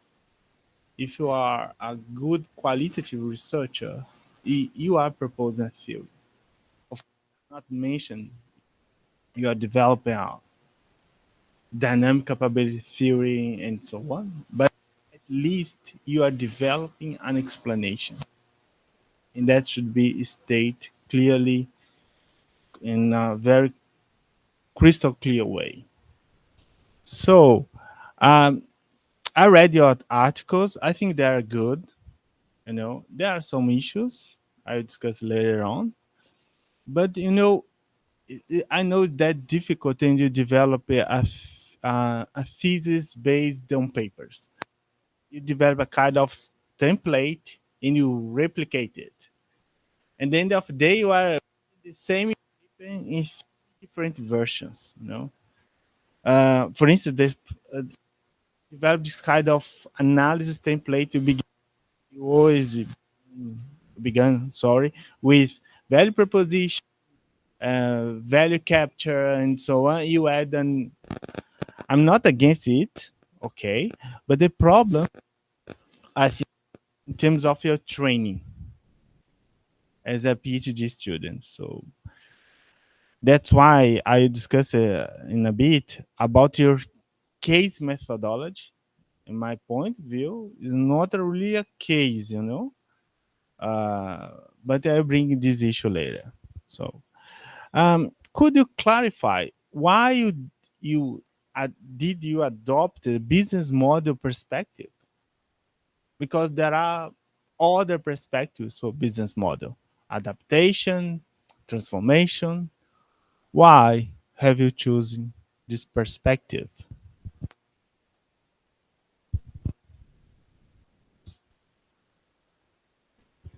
Yes, the main reason, because as you were saying, it's an iterative process. So of course we don't start with the first paper, write the first, then write the second, then write the third one, and then we finish. Of course, that is iterative, and the idea of the thesis was established before. So I will start from the end. We decided to the business model approach because of my interest in connect it to the sustainable transitions perspective. So for me, the most one of the most important papers that I'm basing on are related to this connection. How can I bring the business model innovation perspective into the transitions discussion? So that's why we decided to apply the business model innovation lens. But of course, this is a choice. As a researcher, we need to do some kind of theoretical choices. And as my first goal was to connect the both theoretical perspective that are already discussed in the literature, is not me that I'm saying. We decided to apply both because there were some papers discussing already this connection. So I thought it very interesting because I thought it could address exactly the main idea I had when I started the thesis. So it's like if I had started from the end. So I think in the last paper, the idea is to connect a little bit all of this. But to arrive there, I had to pass through this way. So I agree that maybe the templates are similar, but if it was a choice as well, because if you want to advance on some topic, sometimes it could be very risk to change the templates. For example, when we go to a thesis perspective, because here it's like we are trying to connect one objective, that is the thesis development in the training program, as you said, and the other challenge is the paper development, because they were not born under the same format.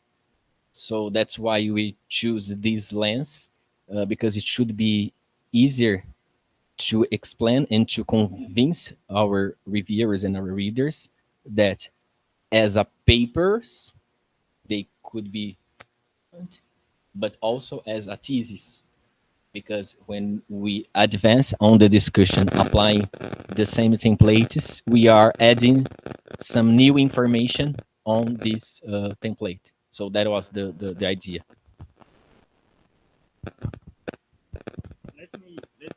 Let me address this because I think it's very.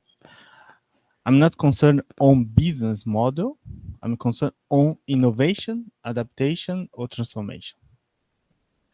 In your cases, you are discussing about only startups that enter a new and mobility sustainable market. I think you are addressing also incumbent firms that are respond to this change. Is that right? Yes. I mean, we're talking about it. This is the point here. When I discuss business model innovation, we are discussing a company that develop a new business model that this company is not there in this market indeed. When discuss adaptation, this company is already in this market and they are responding to a change in the environment. And transformation is when to respond this change, the firm also combine innovative elements. It's not just choosing a particular perspective. It's understand the underlying discussion behind this choice. I'm saying that because if you submit this for a very good management journal, you're going to struggle to justify business model innovation. They're asking why, and it should be clear the conditions why business model innovation is appropriated, not adaptation, not transformation. That's why, John, me too, I say, John. That's why it's not about only the coherence between your papers and your choices. It's the coherence about your scientific argument. You can easily say,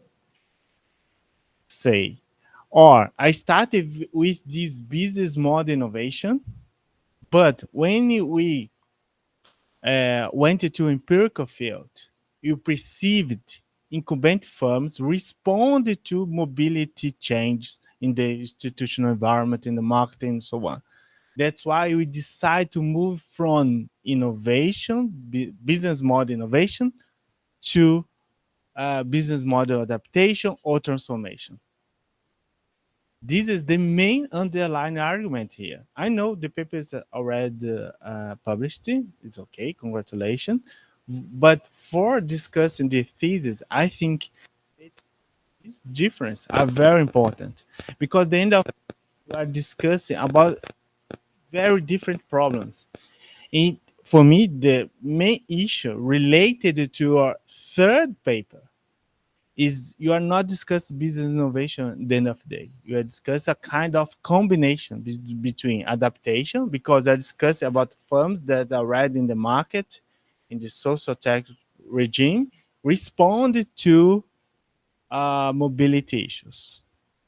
So that's why I think it is important topic, you know. Leonardo, you have been very strict with this kind of stuffs. I have recently I got a paper published in Strategic Entrepreneurship Journal. It's a mainstream journal in strategy entrepreneurship. Every word counts.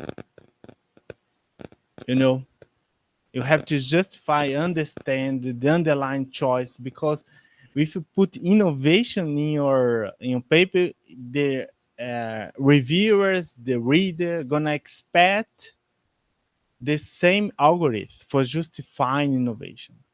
You put adaptation, it's similar. You put transformation, is also similar. So that's just for me. The third paper I'm gonna discuss in details later on. In the second paper, you address your research methodology justification. You mentioned basically you focus on business model, not firms. That's the first phrase. I consider this interesting, but controversial for many reasons. I start because when you discuss barriers and drivers, you are discussing about sometimes about internal factors and how firms deal with these internal factors. Even in external factors as well, you link it always with the firm. So I love a paper published in Journal of Product Innovation Management, also about business model.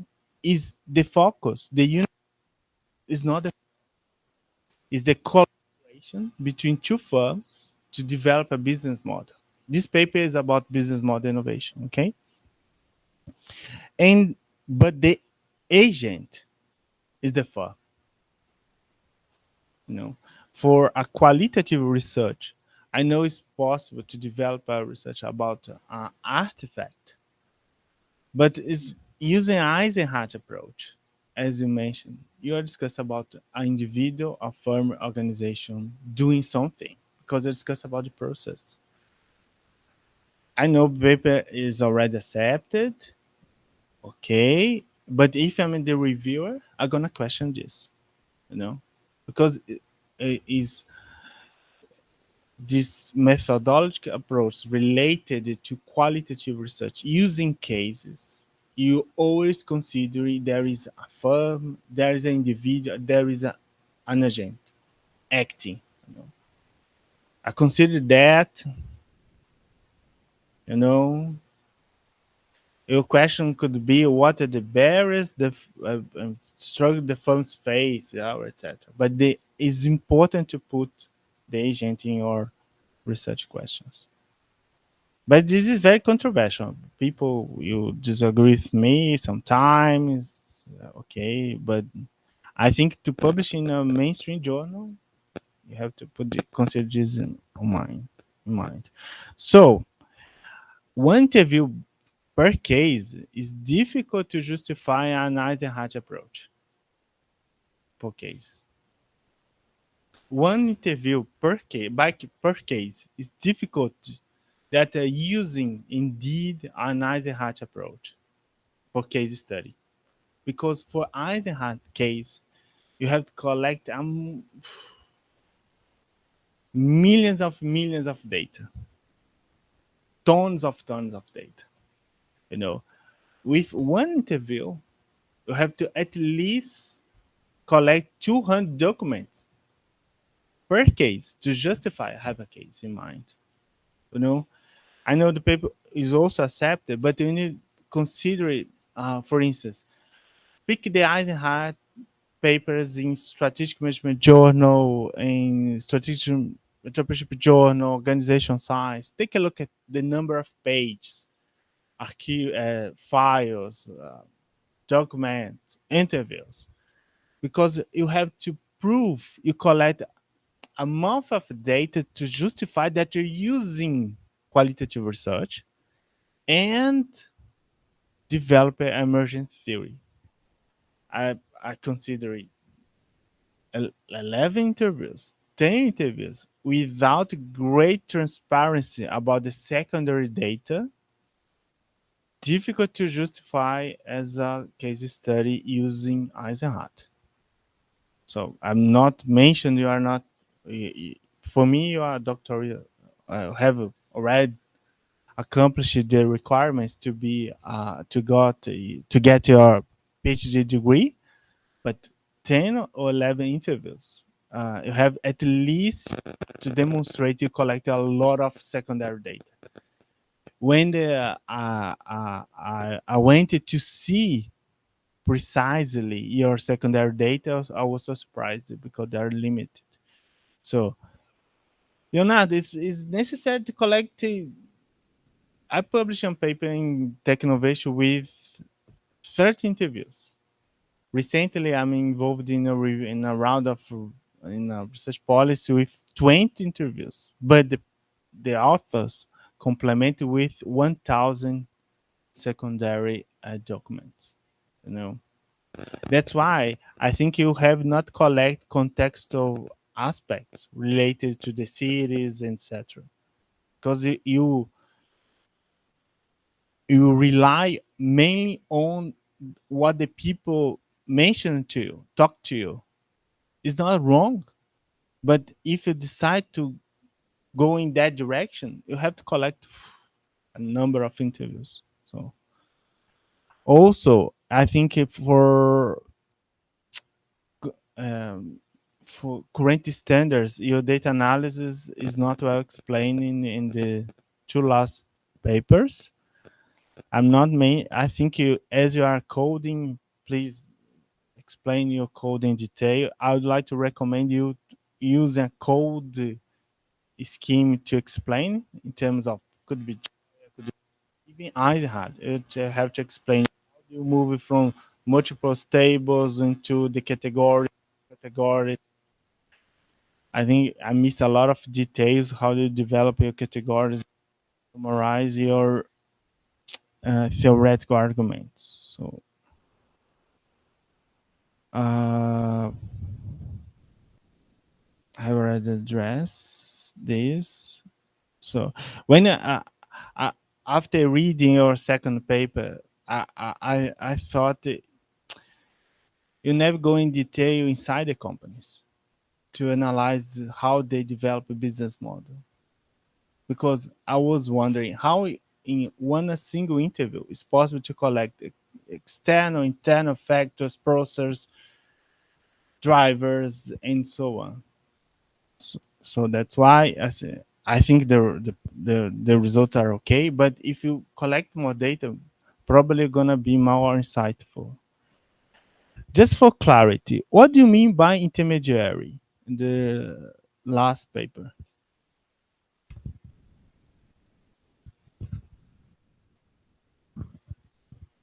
Regarding the last question, I'm not say by myself. I will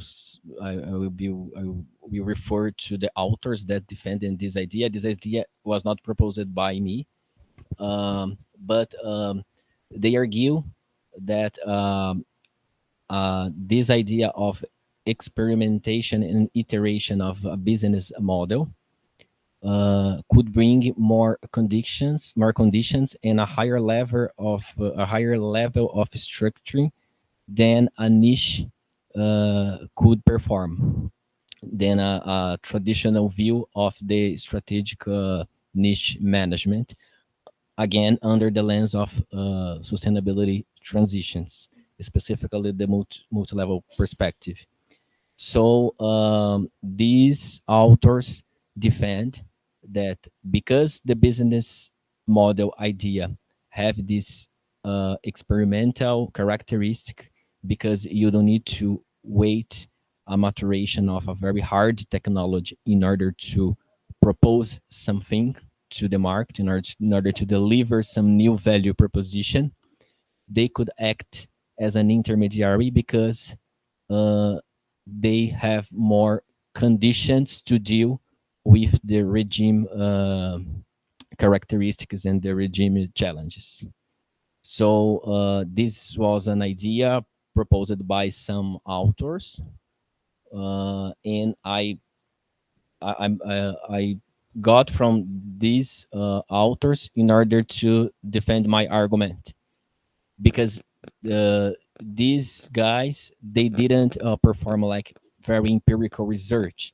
It's more theoretical discussions. Yes, of course they use some illustrative cases to give examples, because they argue that, for example, if you are putting a sharing business in the city, for example, so you are not bringing some very new technology, you are just putting some like basic technology, but you are already exchanging with the regime.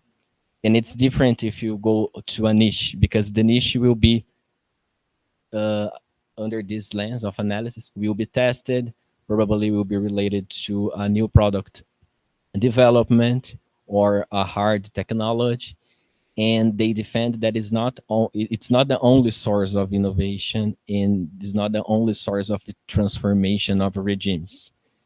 Because if I can propose something new with very basic technology that maybe is already available, but based on a new value proposition, I can already try to transformate, try to give some impact in the regime, and then I will be more than a niche, but I will not be regime because I'm still fighting with this. So I could be an intermediary. So I don't know if it's clear, but that's the idea.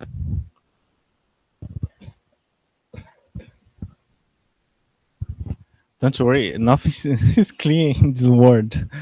My point here, you should grounded on intermediary approach in transitional studies, because you are trying to publish in transitional studies, and you are mentioning intermediary. For us in open innovation, intermediary is an organization that connect two sides.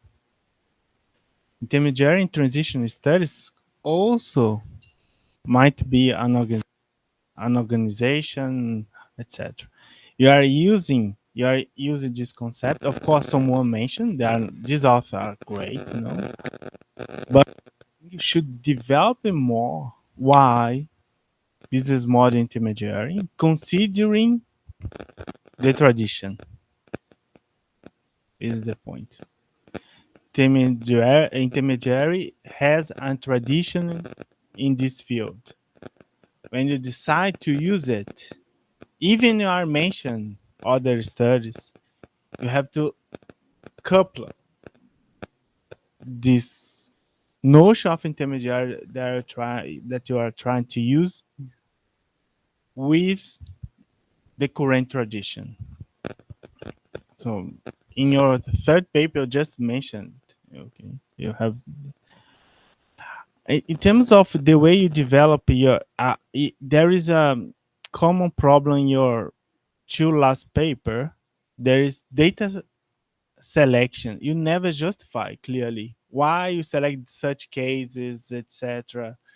That's why people, Bonson and Gabriela, raised questions about how to compare the data, the cases, and so on.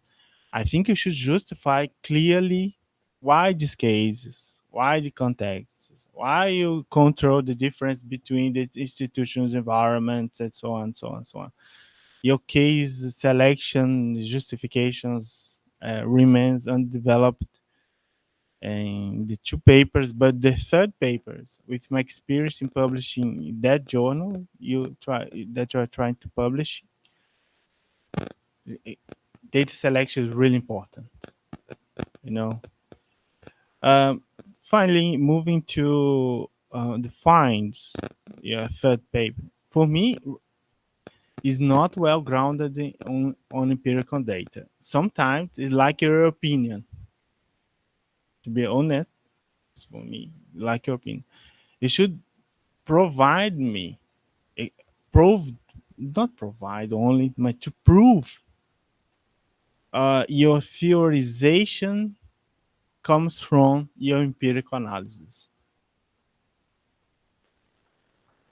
I think it's more related to the way you have written than your finds by themselves. But the way you are writing, for me, appears you are just giving opinion.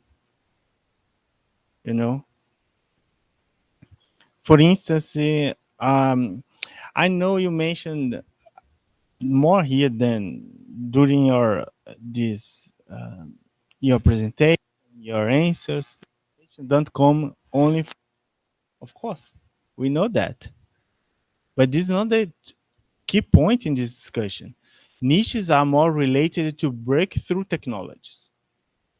That is the point for these people.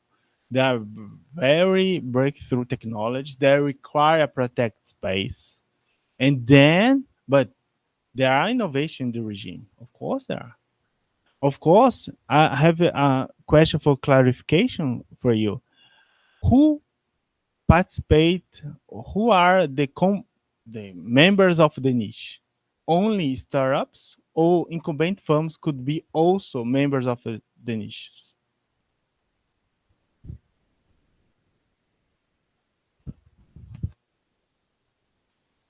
Yes, as we have seen in some last papers, yes, incumbent firms can be part of the niche. This is an argument in the literature.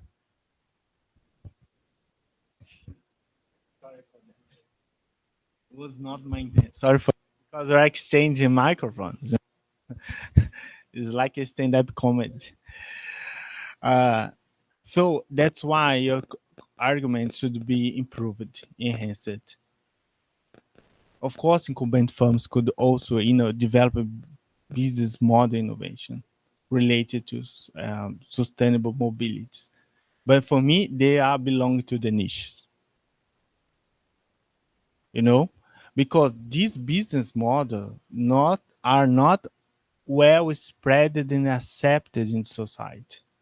They are experimenting in a few markets with a limited number of consumers.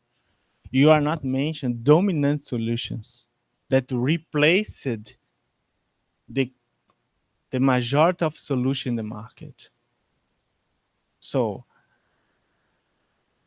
I think you should justify, clarify better how this as you are not discussed, of course, about breakthrough technologies as originally proposed by scholar in niche management, but also we are discussed how firms experiment and develop a new business model within some radical components, incremental components that are developed by incumbent firms.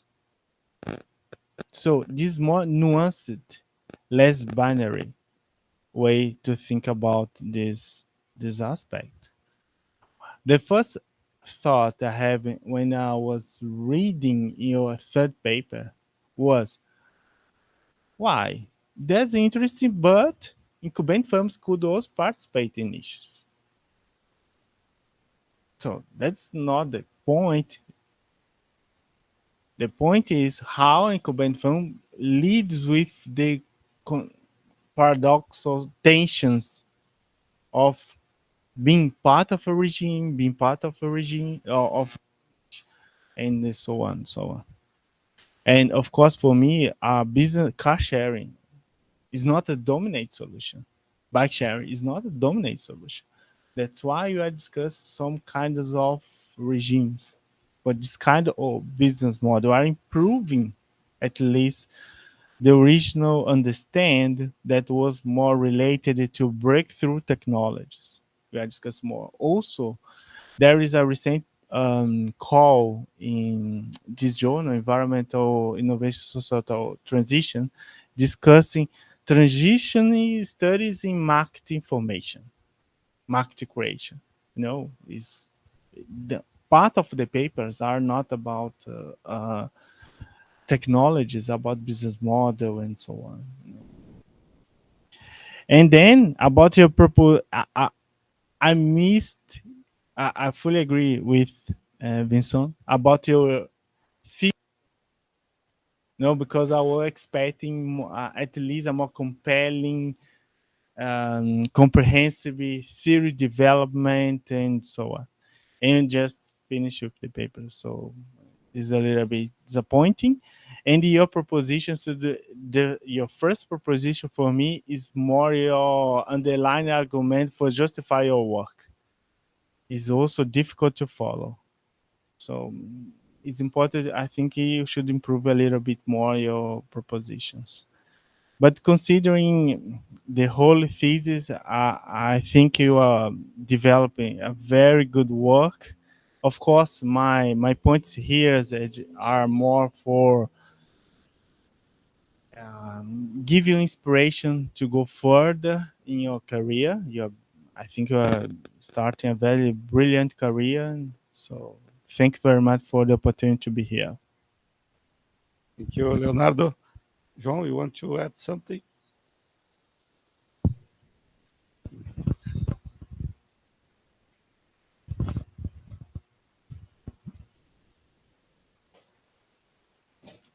Thank you, Professor, for your comments. Yes, I totally agree, especially the points regarding the paper 3. I think, as maybe I think Gabriela said, maybe I have the part of the material, but I need to connect better the ideas on the last paper in order to make it attractive for top journals. And we're gonna try, because we didn't try yet, so we can expect that the paper will change a lot because it was not submitted. We did like an version for the thesis, but we believe that it's gonna be very different, the final version, and hopefully we could publish in some nice journal. We're gonna try, but I totally agree with the points. I think they are very insightful and will help to improve a lot the quality of the paper.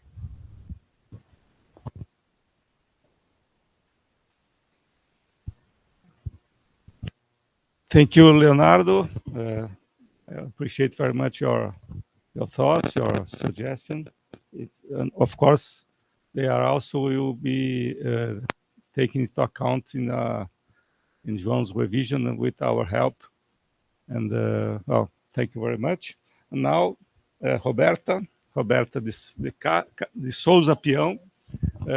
She's a colleague of us. She's a professor at our department, production engineer department. I'd like to thank you again for your for being with us, and the floor is yours. So hello, and thank you very much for the invitation. It's a pleasure to be here, and thank you for all for the job done. It's fine. That's good to be the last one. And João, I like your thesis. I think that you follow. It's clear for me when I read that you were following a structure, and you really. I don't think that you really got it, but it's in the first part, in the introduction.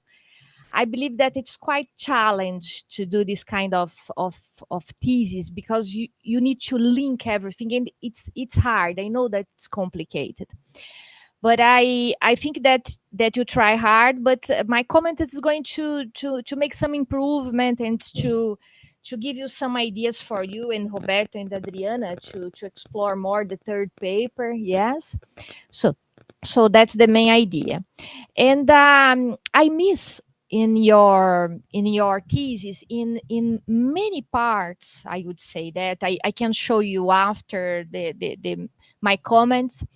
And sometimes you just put like a statement, yes, and it's not clear for me the previous literature that you read in order to make this statement. Yes, so of course the statements are important, but you need to address this, like bring the previous literature, discuss that, someone said that and the other said that. Yes, so you need to clarify more, yeah, this previous literature and the state of art about this subject that you want to discuss and to introduce. Yeah, and I miss this in some, I would say not many, but in some parts of your thesis, mainly in the beginning. Yes, because that's this introduction part. It's as I said, it's a challenge. Yes, but you have this challenge to link all these papers that you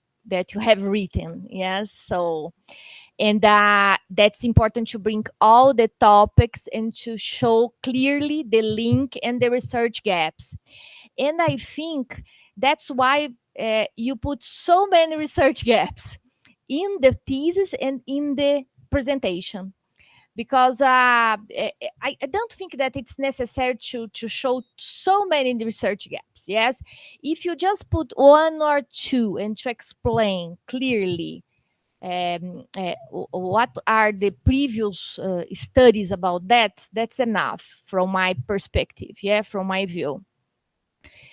And I think that the first paper in a thesis like that, it's really important because it's responsible to bring to you insights, theoretically insights and empirical insights. Yes, so I think that of course it's published, it's okay, yeah, so I like the paper, yeah, but it's something that you need to have in mind, yeah. So the first paper is really important because it brings insights to the others and to give like a driver to your thesis, yes, because it brings, oh, there are not papers and many empirical papers about these related to developing countries, for example. Yes, that's something that you need to bring in your first paper to work as a driver to the others. Yeah, and the other point is, let me see here.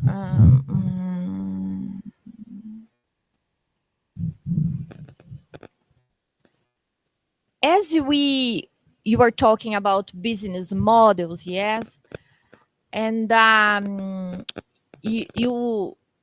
was expecting. So I understood that you spent some time in France, yes, but it would be interesting to analyze these business models like in developed countries, yes. And I know that you don't explore this too much, yeah. But I think that if you can say like, oh, if I have a business model related to with the focus is urban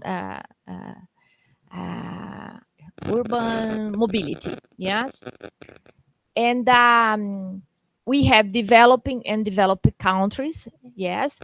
And for me, it makes sense to show the difference or the similarities that you have between these two.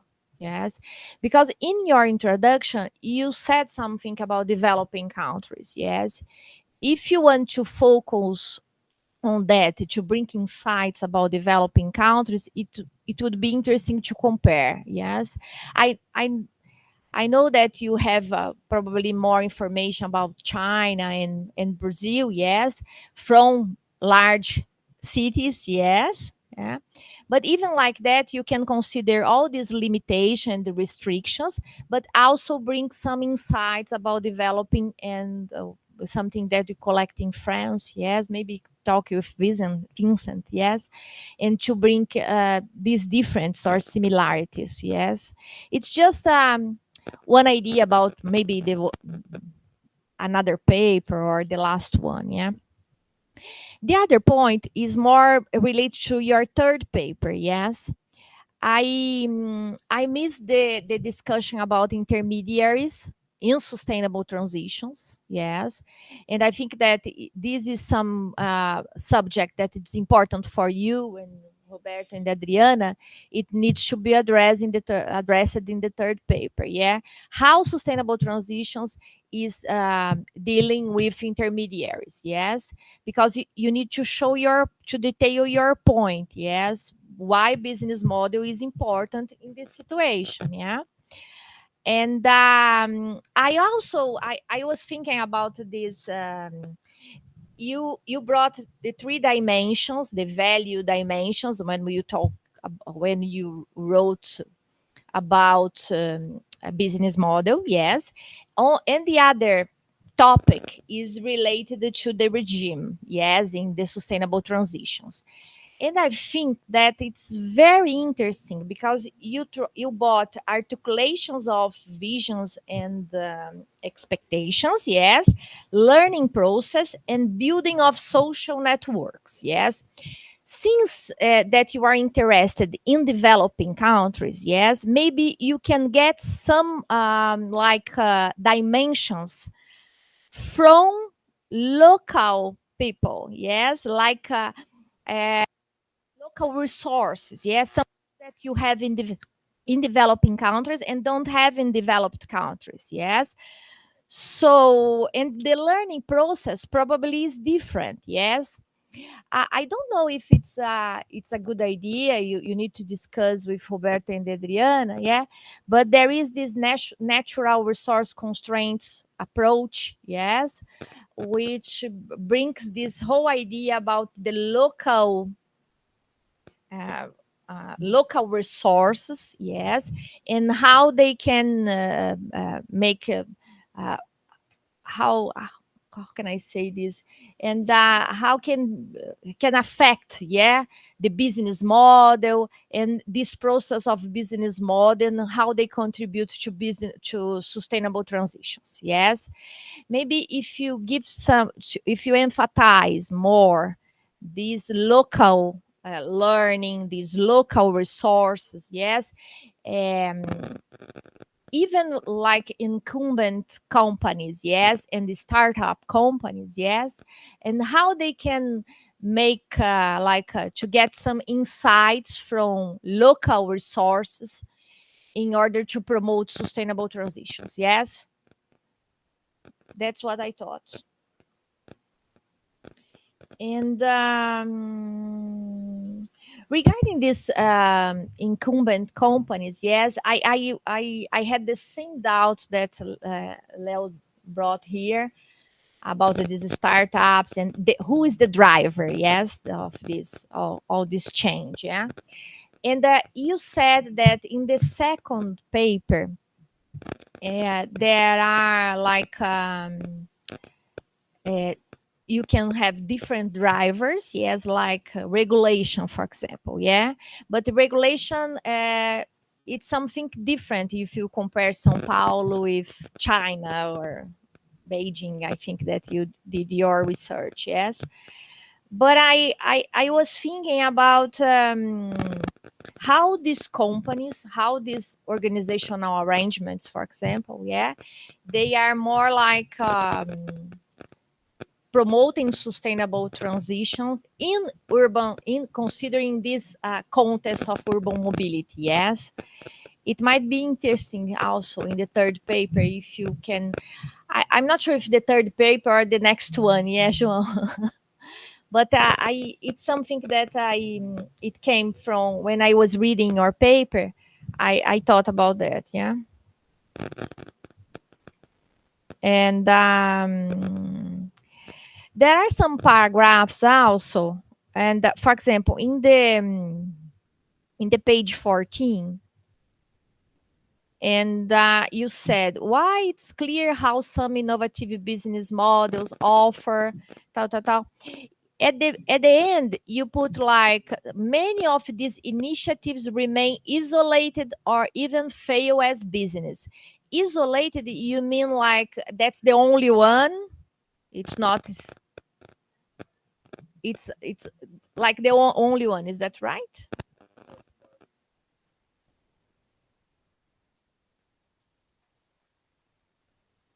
Yeah, it could be in this sense, but also in the sense of like small markets, like as Leo was saying, for example, small initiatives that not reach, yeah, more niche oriented. Yes, more. I think more this idea. Yeah, this is exactly the idea.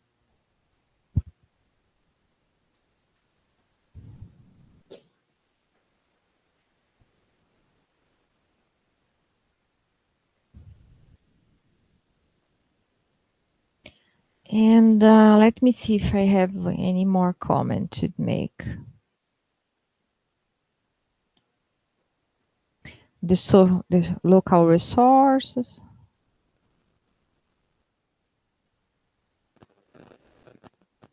Oh, the other one is the last one, and I think that as Vincent and Leo mentioned, yes, and the contribution, yes, and I think that you can in your third paper and for the whole thesis, yes, I I believe that you can think like topics, yeah, João. Think that you have like 3 topics in your thesis, yeah. business model, you have urban mobility, yes, and you have sustainable transitions, yes. And how these three are connected, and how your finds can contribute to this connection, yes, to this link, yeah, because you are trying to bring more like dimensions for analyzing how business model can contribute to urban mobility. So I think that you can start with this question in linking these three topics, yes. So from these you can have like your theoretical and practical contributions, and also in terms of policy, yes.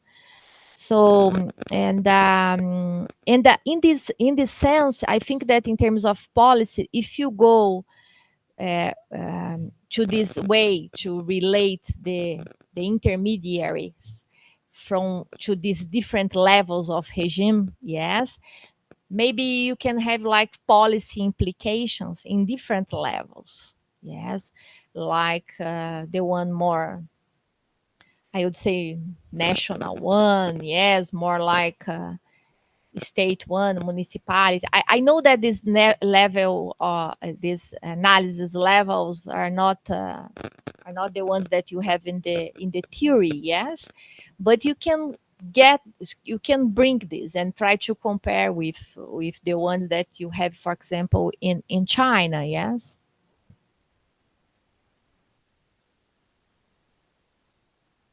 And I think that it's a good way, if you get that, it would be important to show more to us how you operationalize these dimensions. Yes, it's not clear when we read your conclusion, when I read your conclusion, how I can operationalize all these dimensions that you brought, and how these actually can contribute to sustainable transitions in the urban mobility. Yes.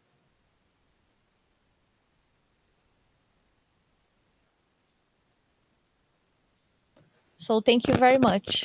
That's it.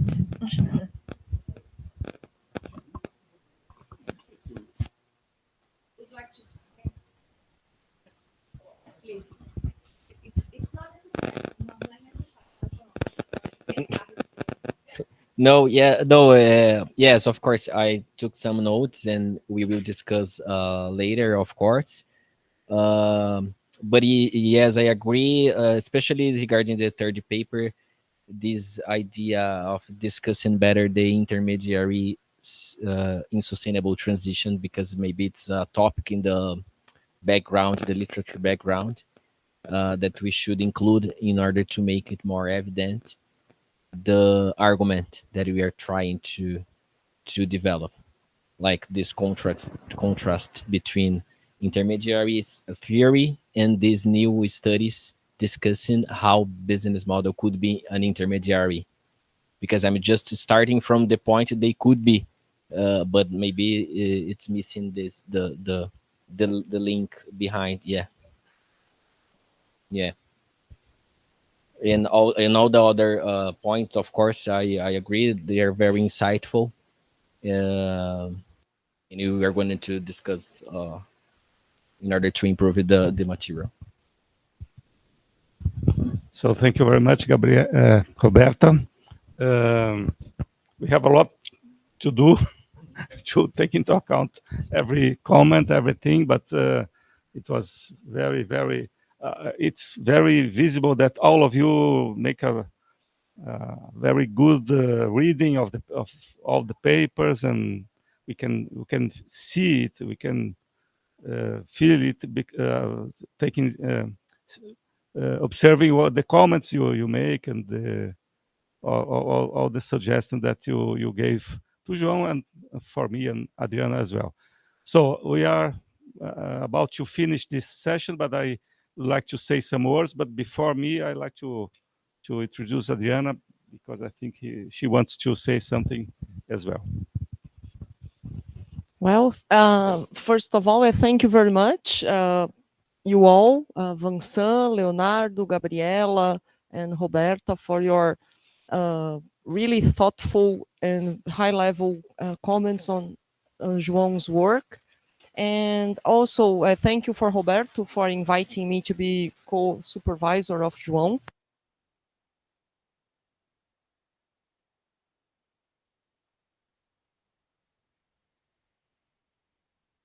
A gente não está ouvindo. Yeah. Cortou só no finalzinho. Só no Just final. at the end, yes. Yes. Okay, sorry. And I would just like to say a few words about how was the process to working with João in these last few years. It was really a pleasure to get to know.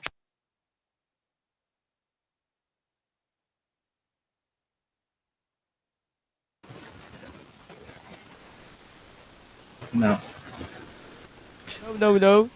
It's okay.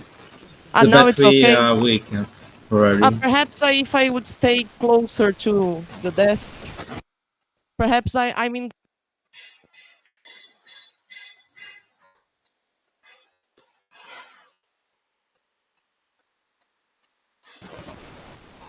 It doesn't work. Sorry.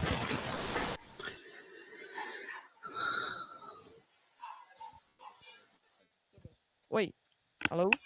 Okay. So, and it was really a pleasure to work with João. He's really committed.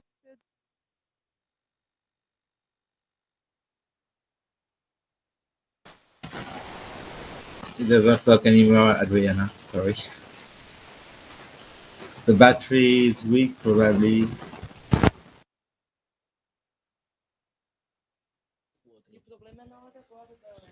Tá chegando.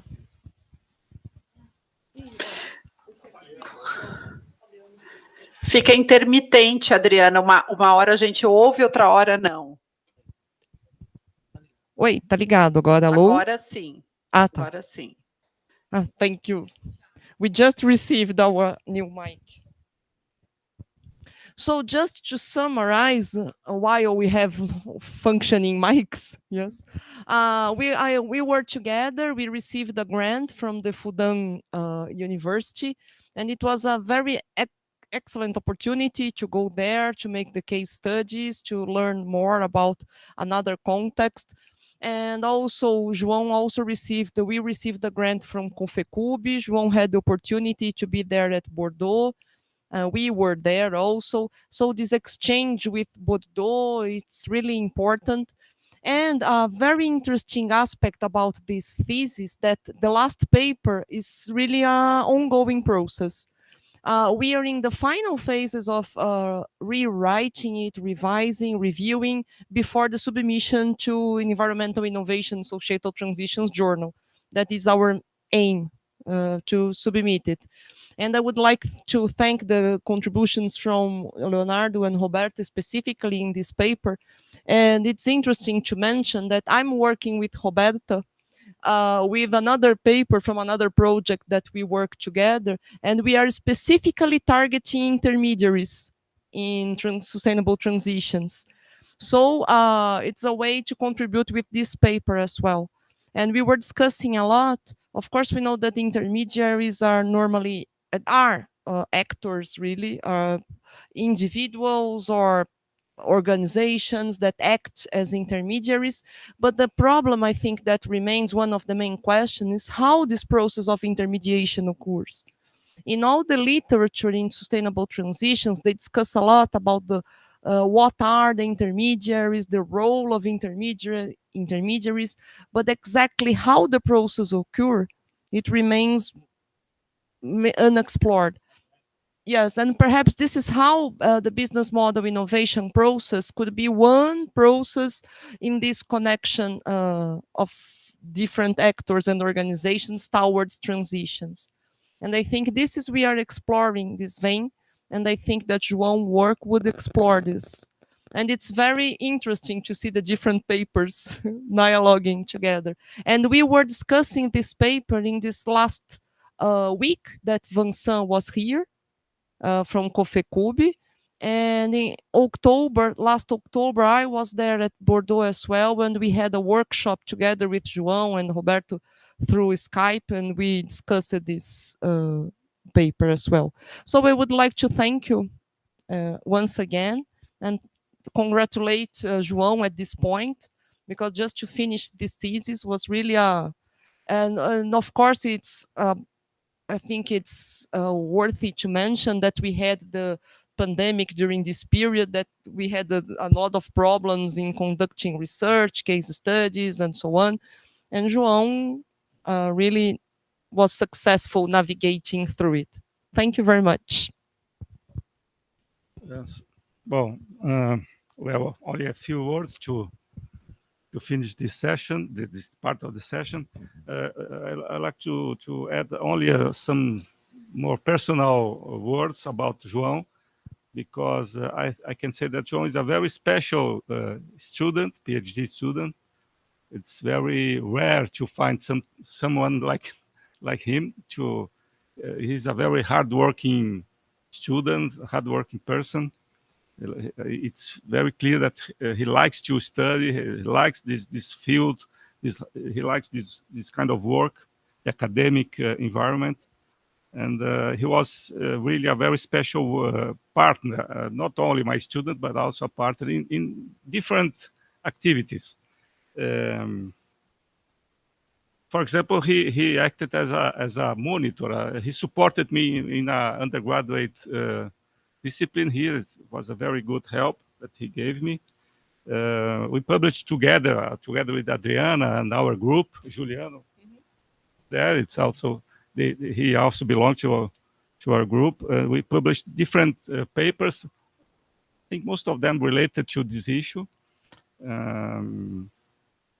And I want to add something. I don't know if Vansa knows, but the Coffee Cube project, it was the first person that discovered the opportunity to submit a proposal was João.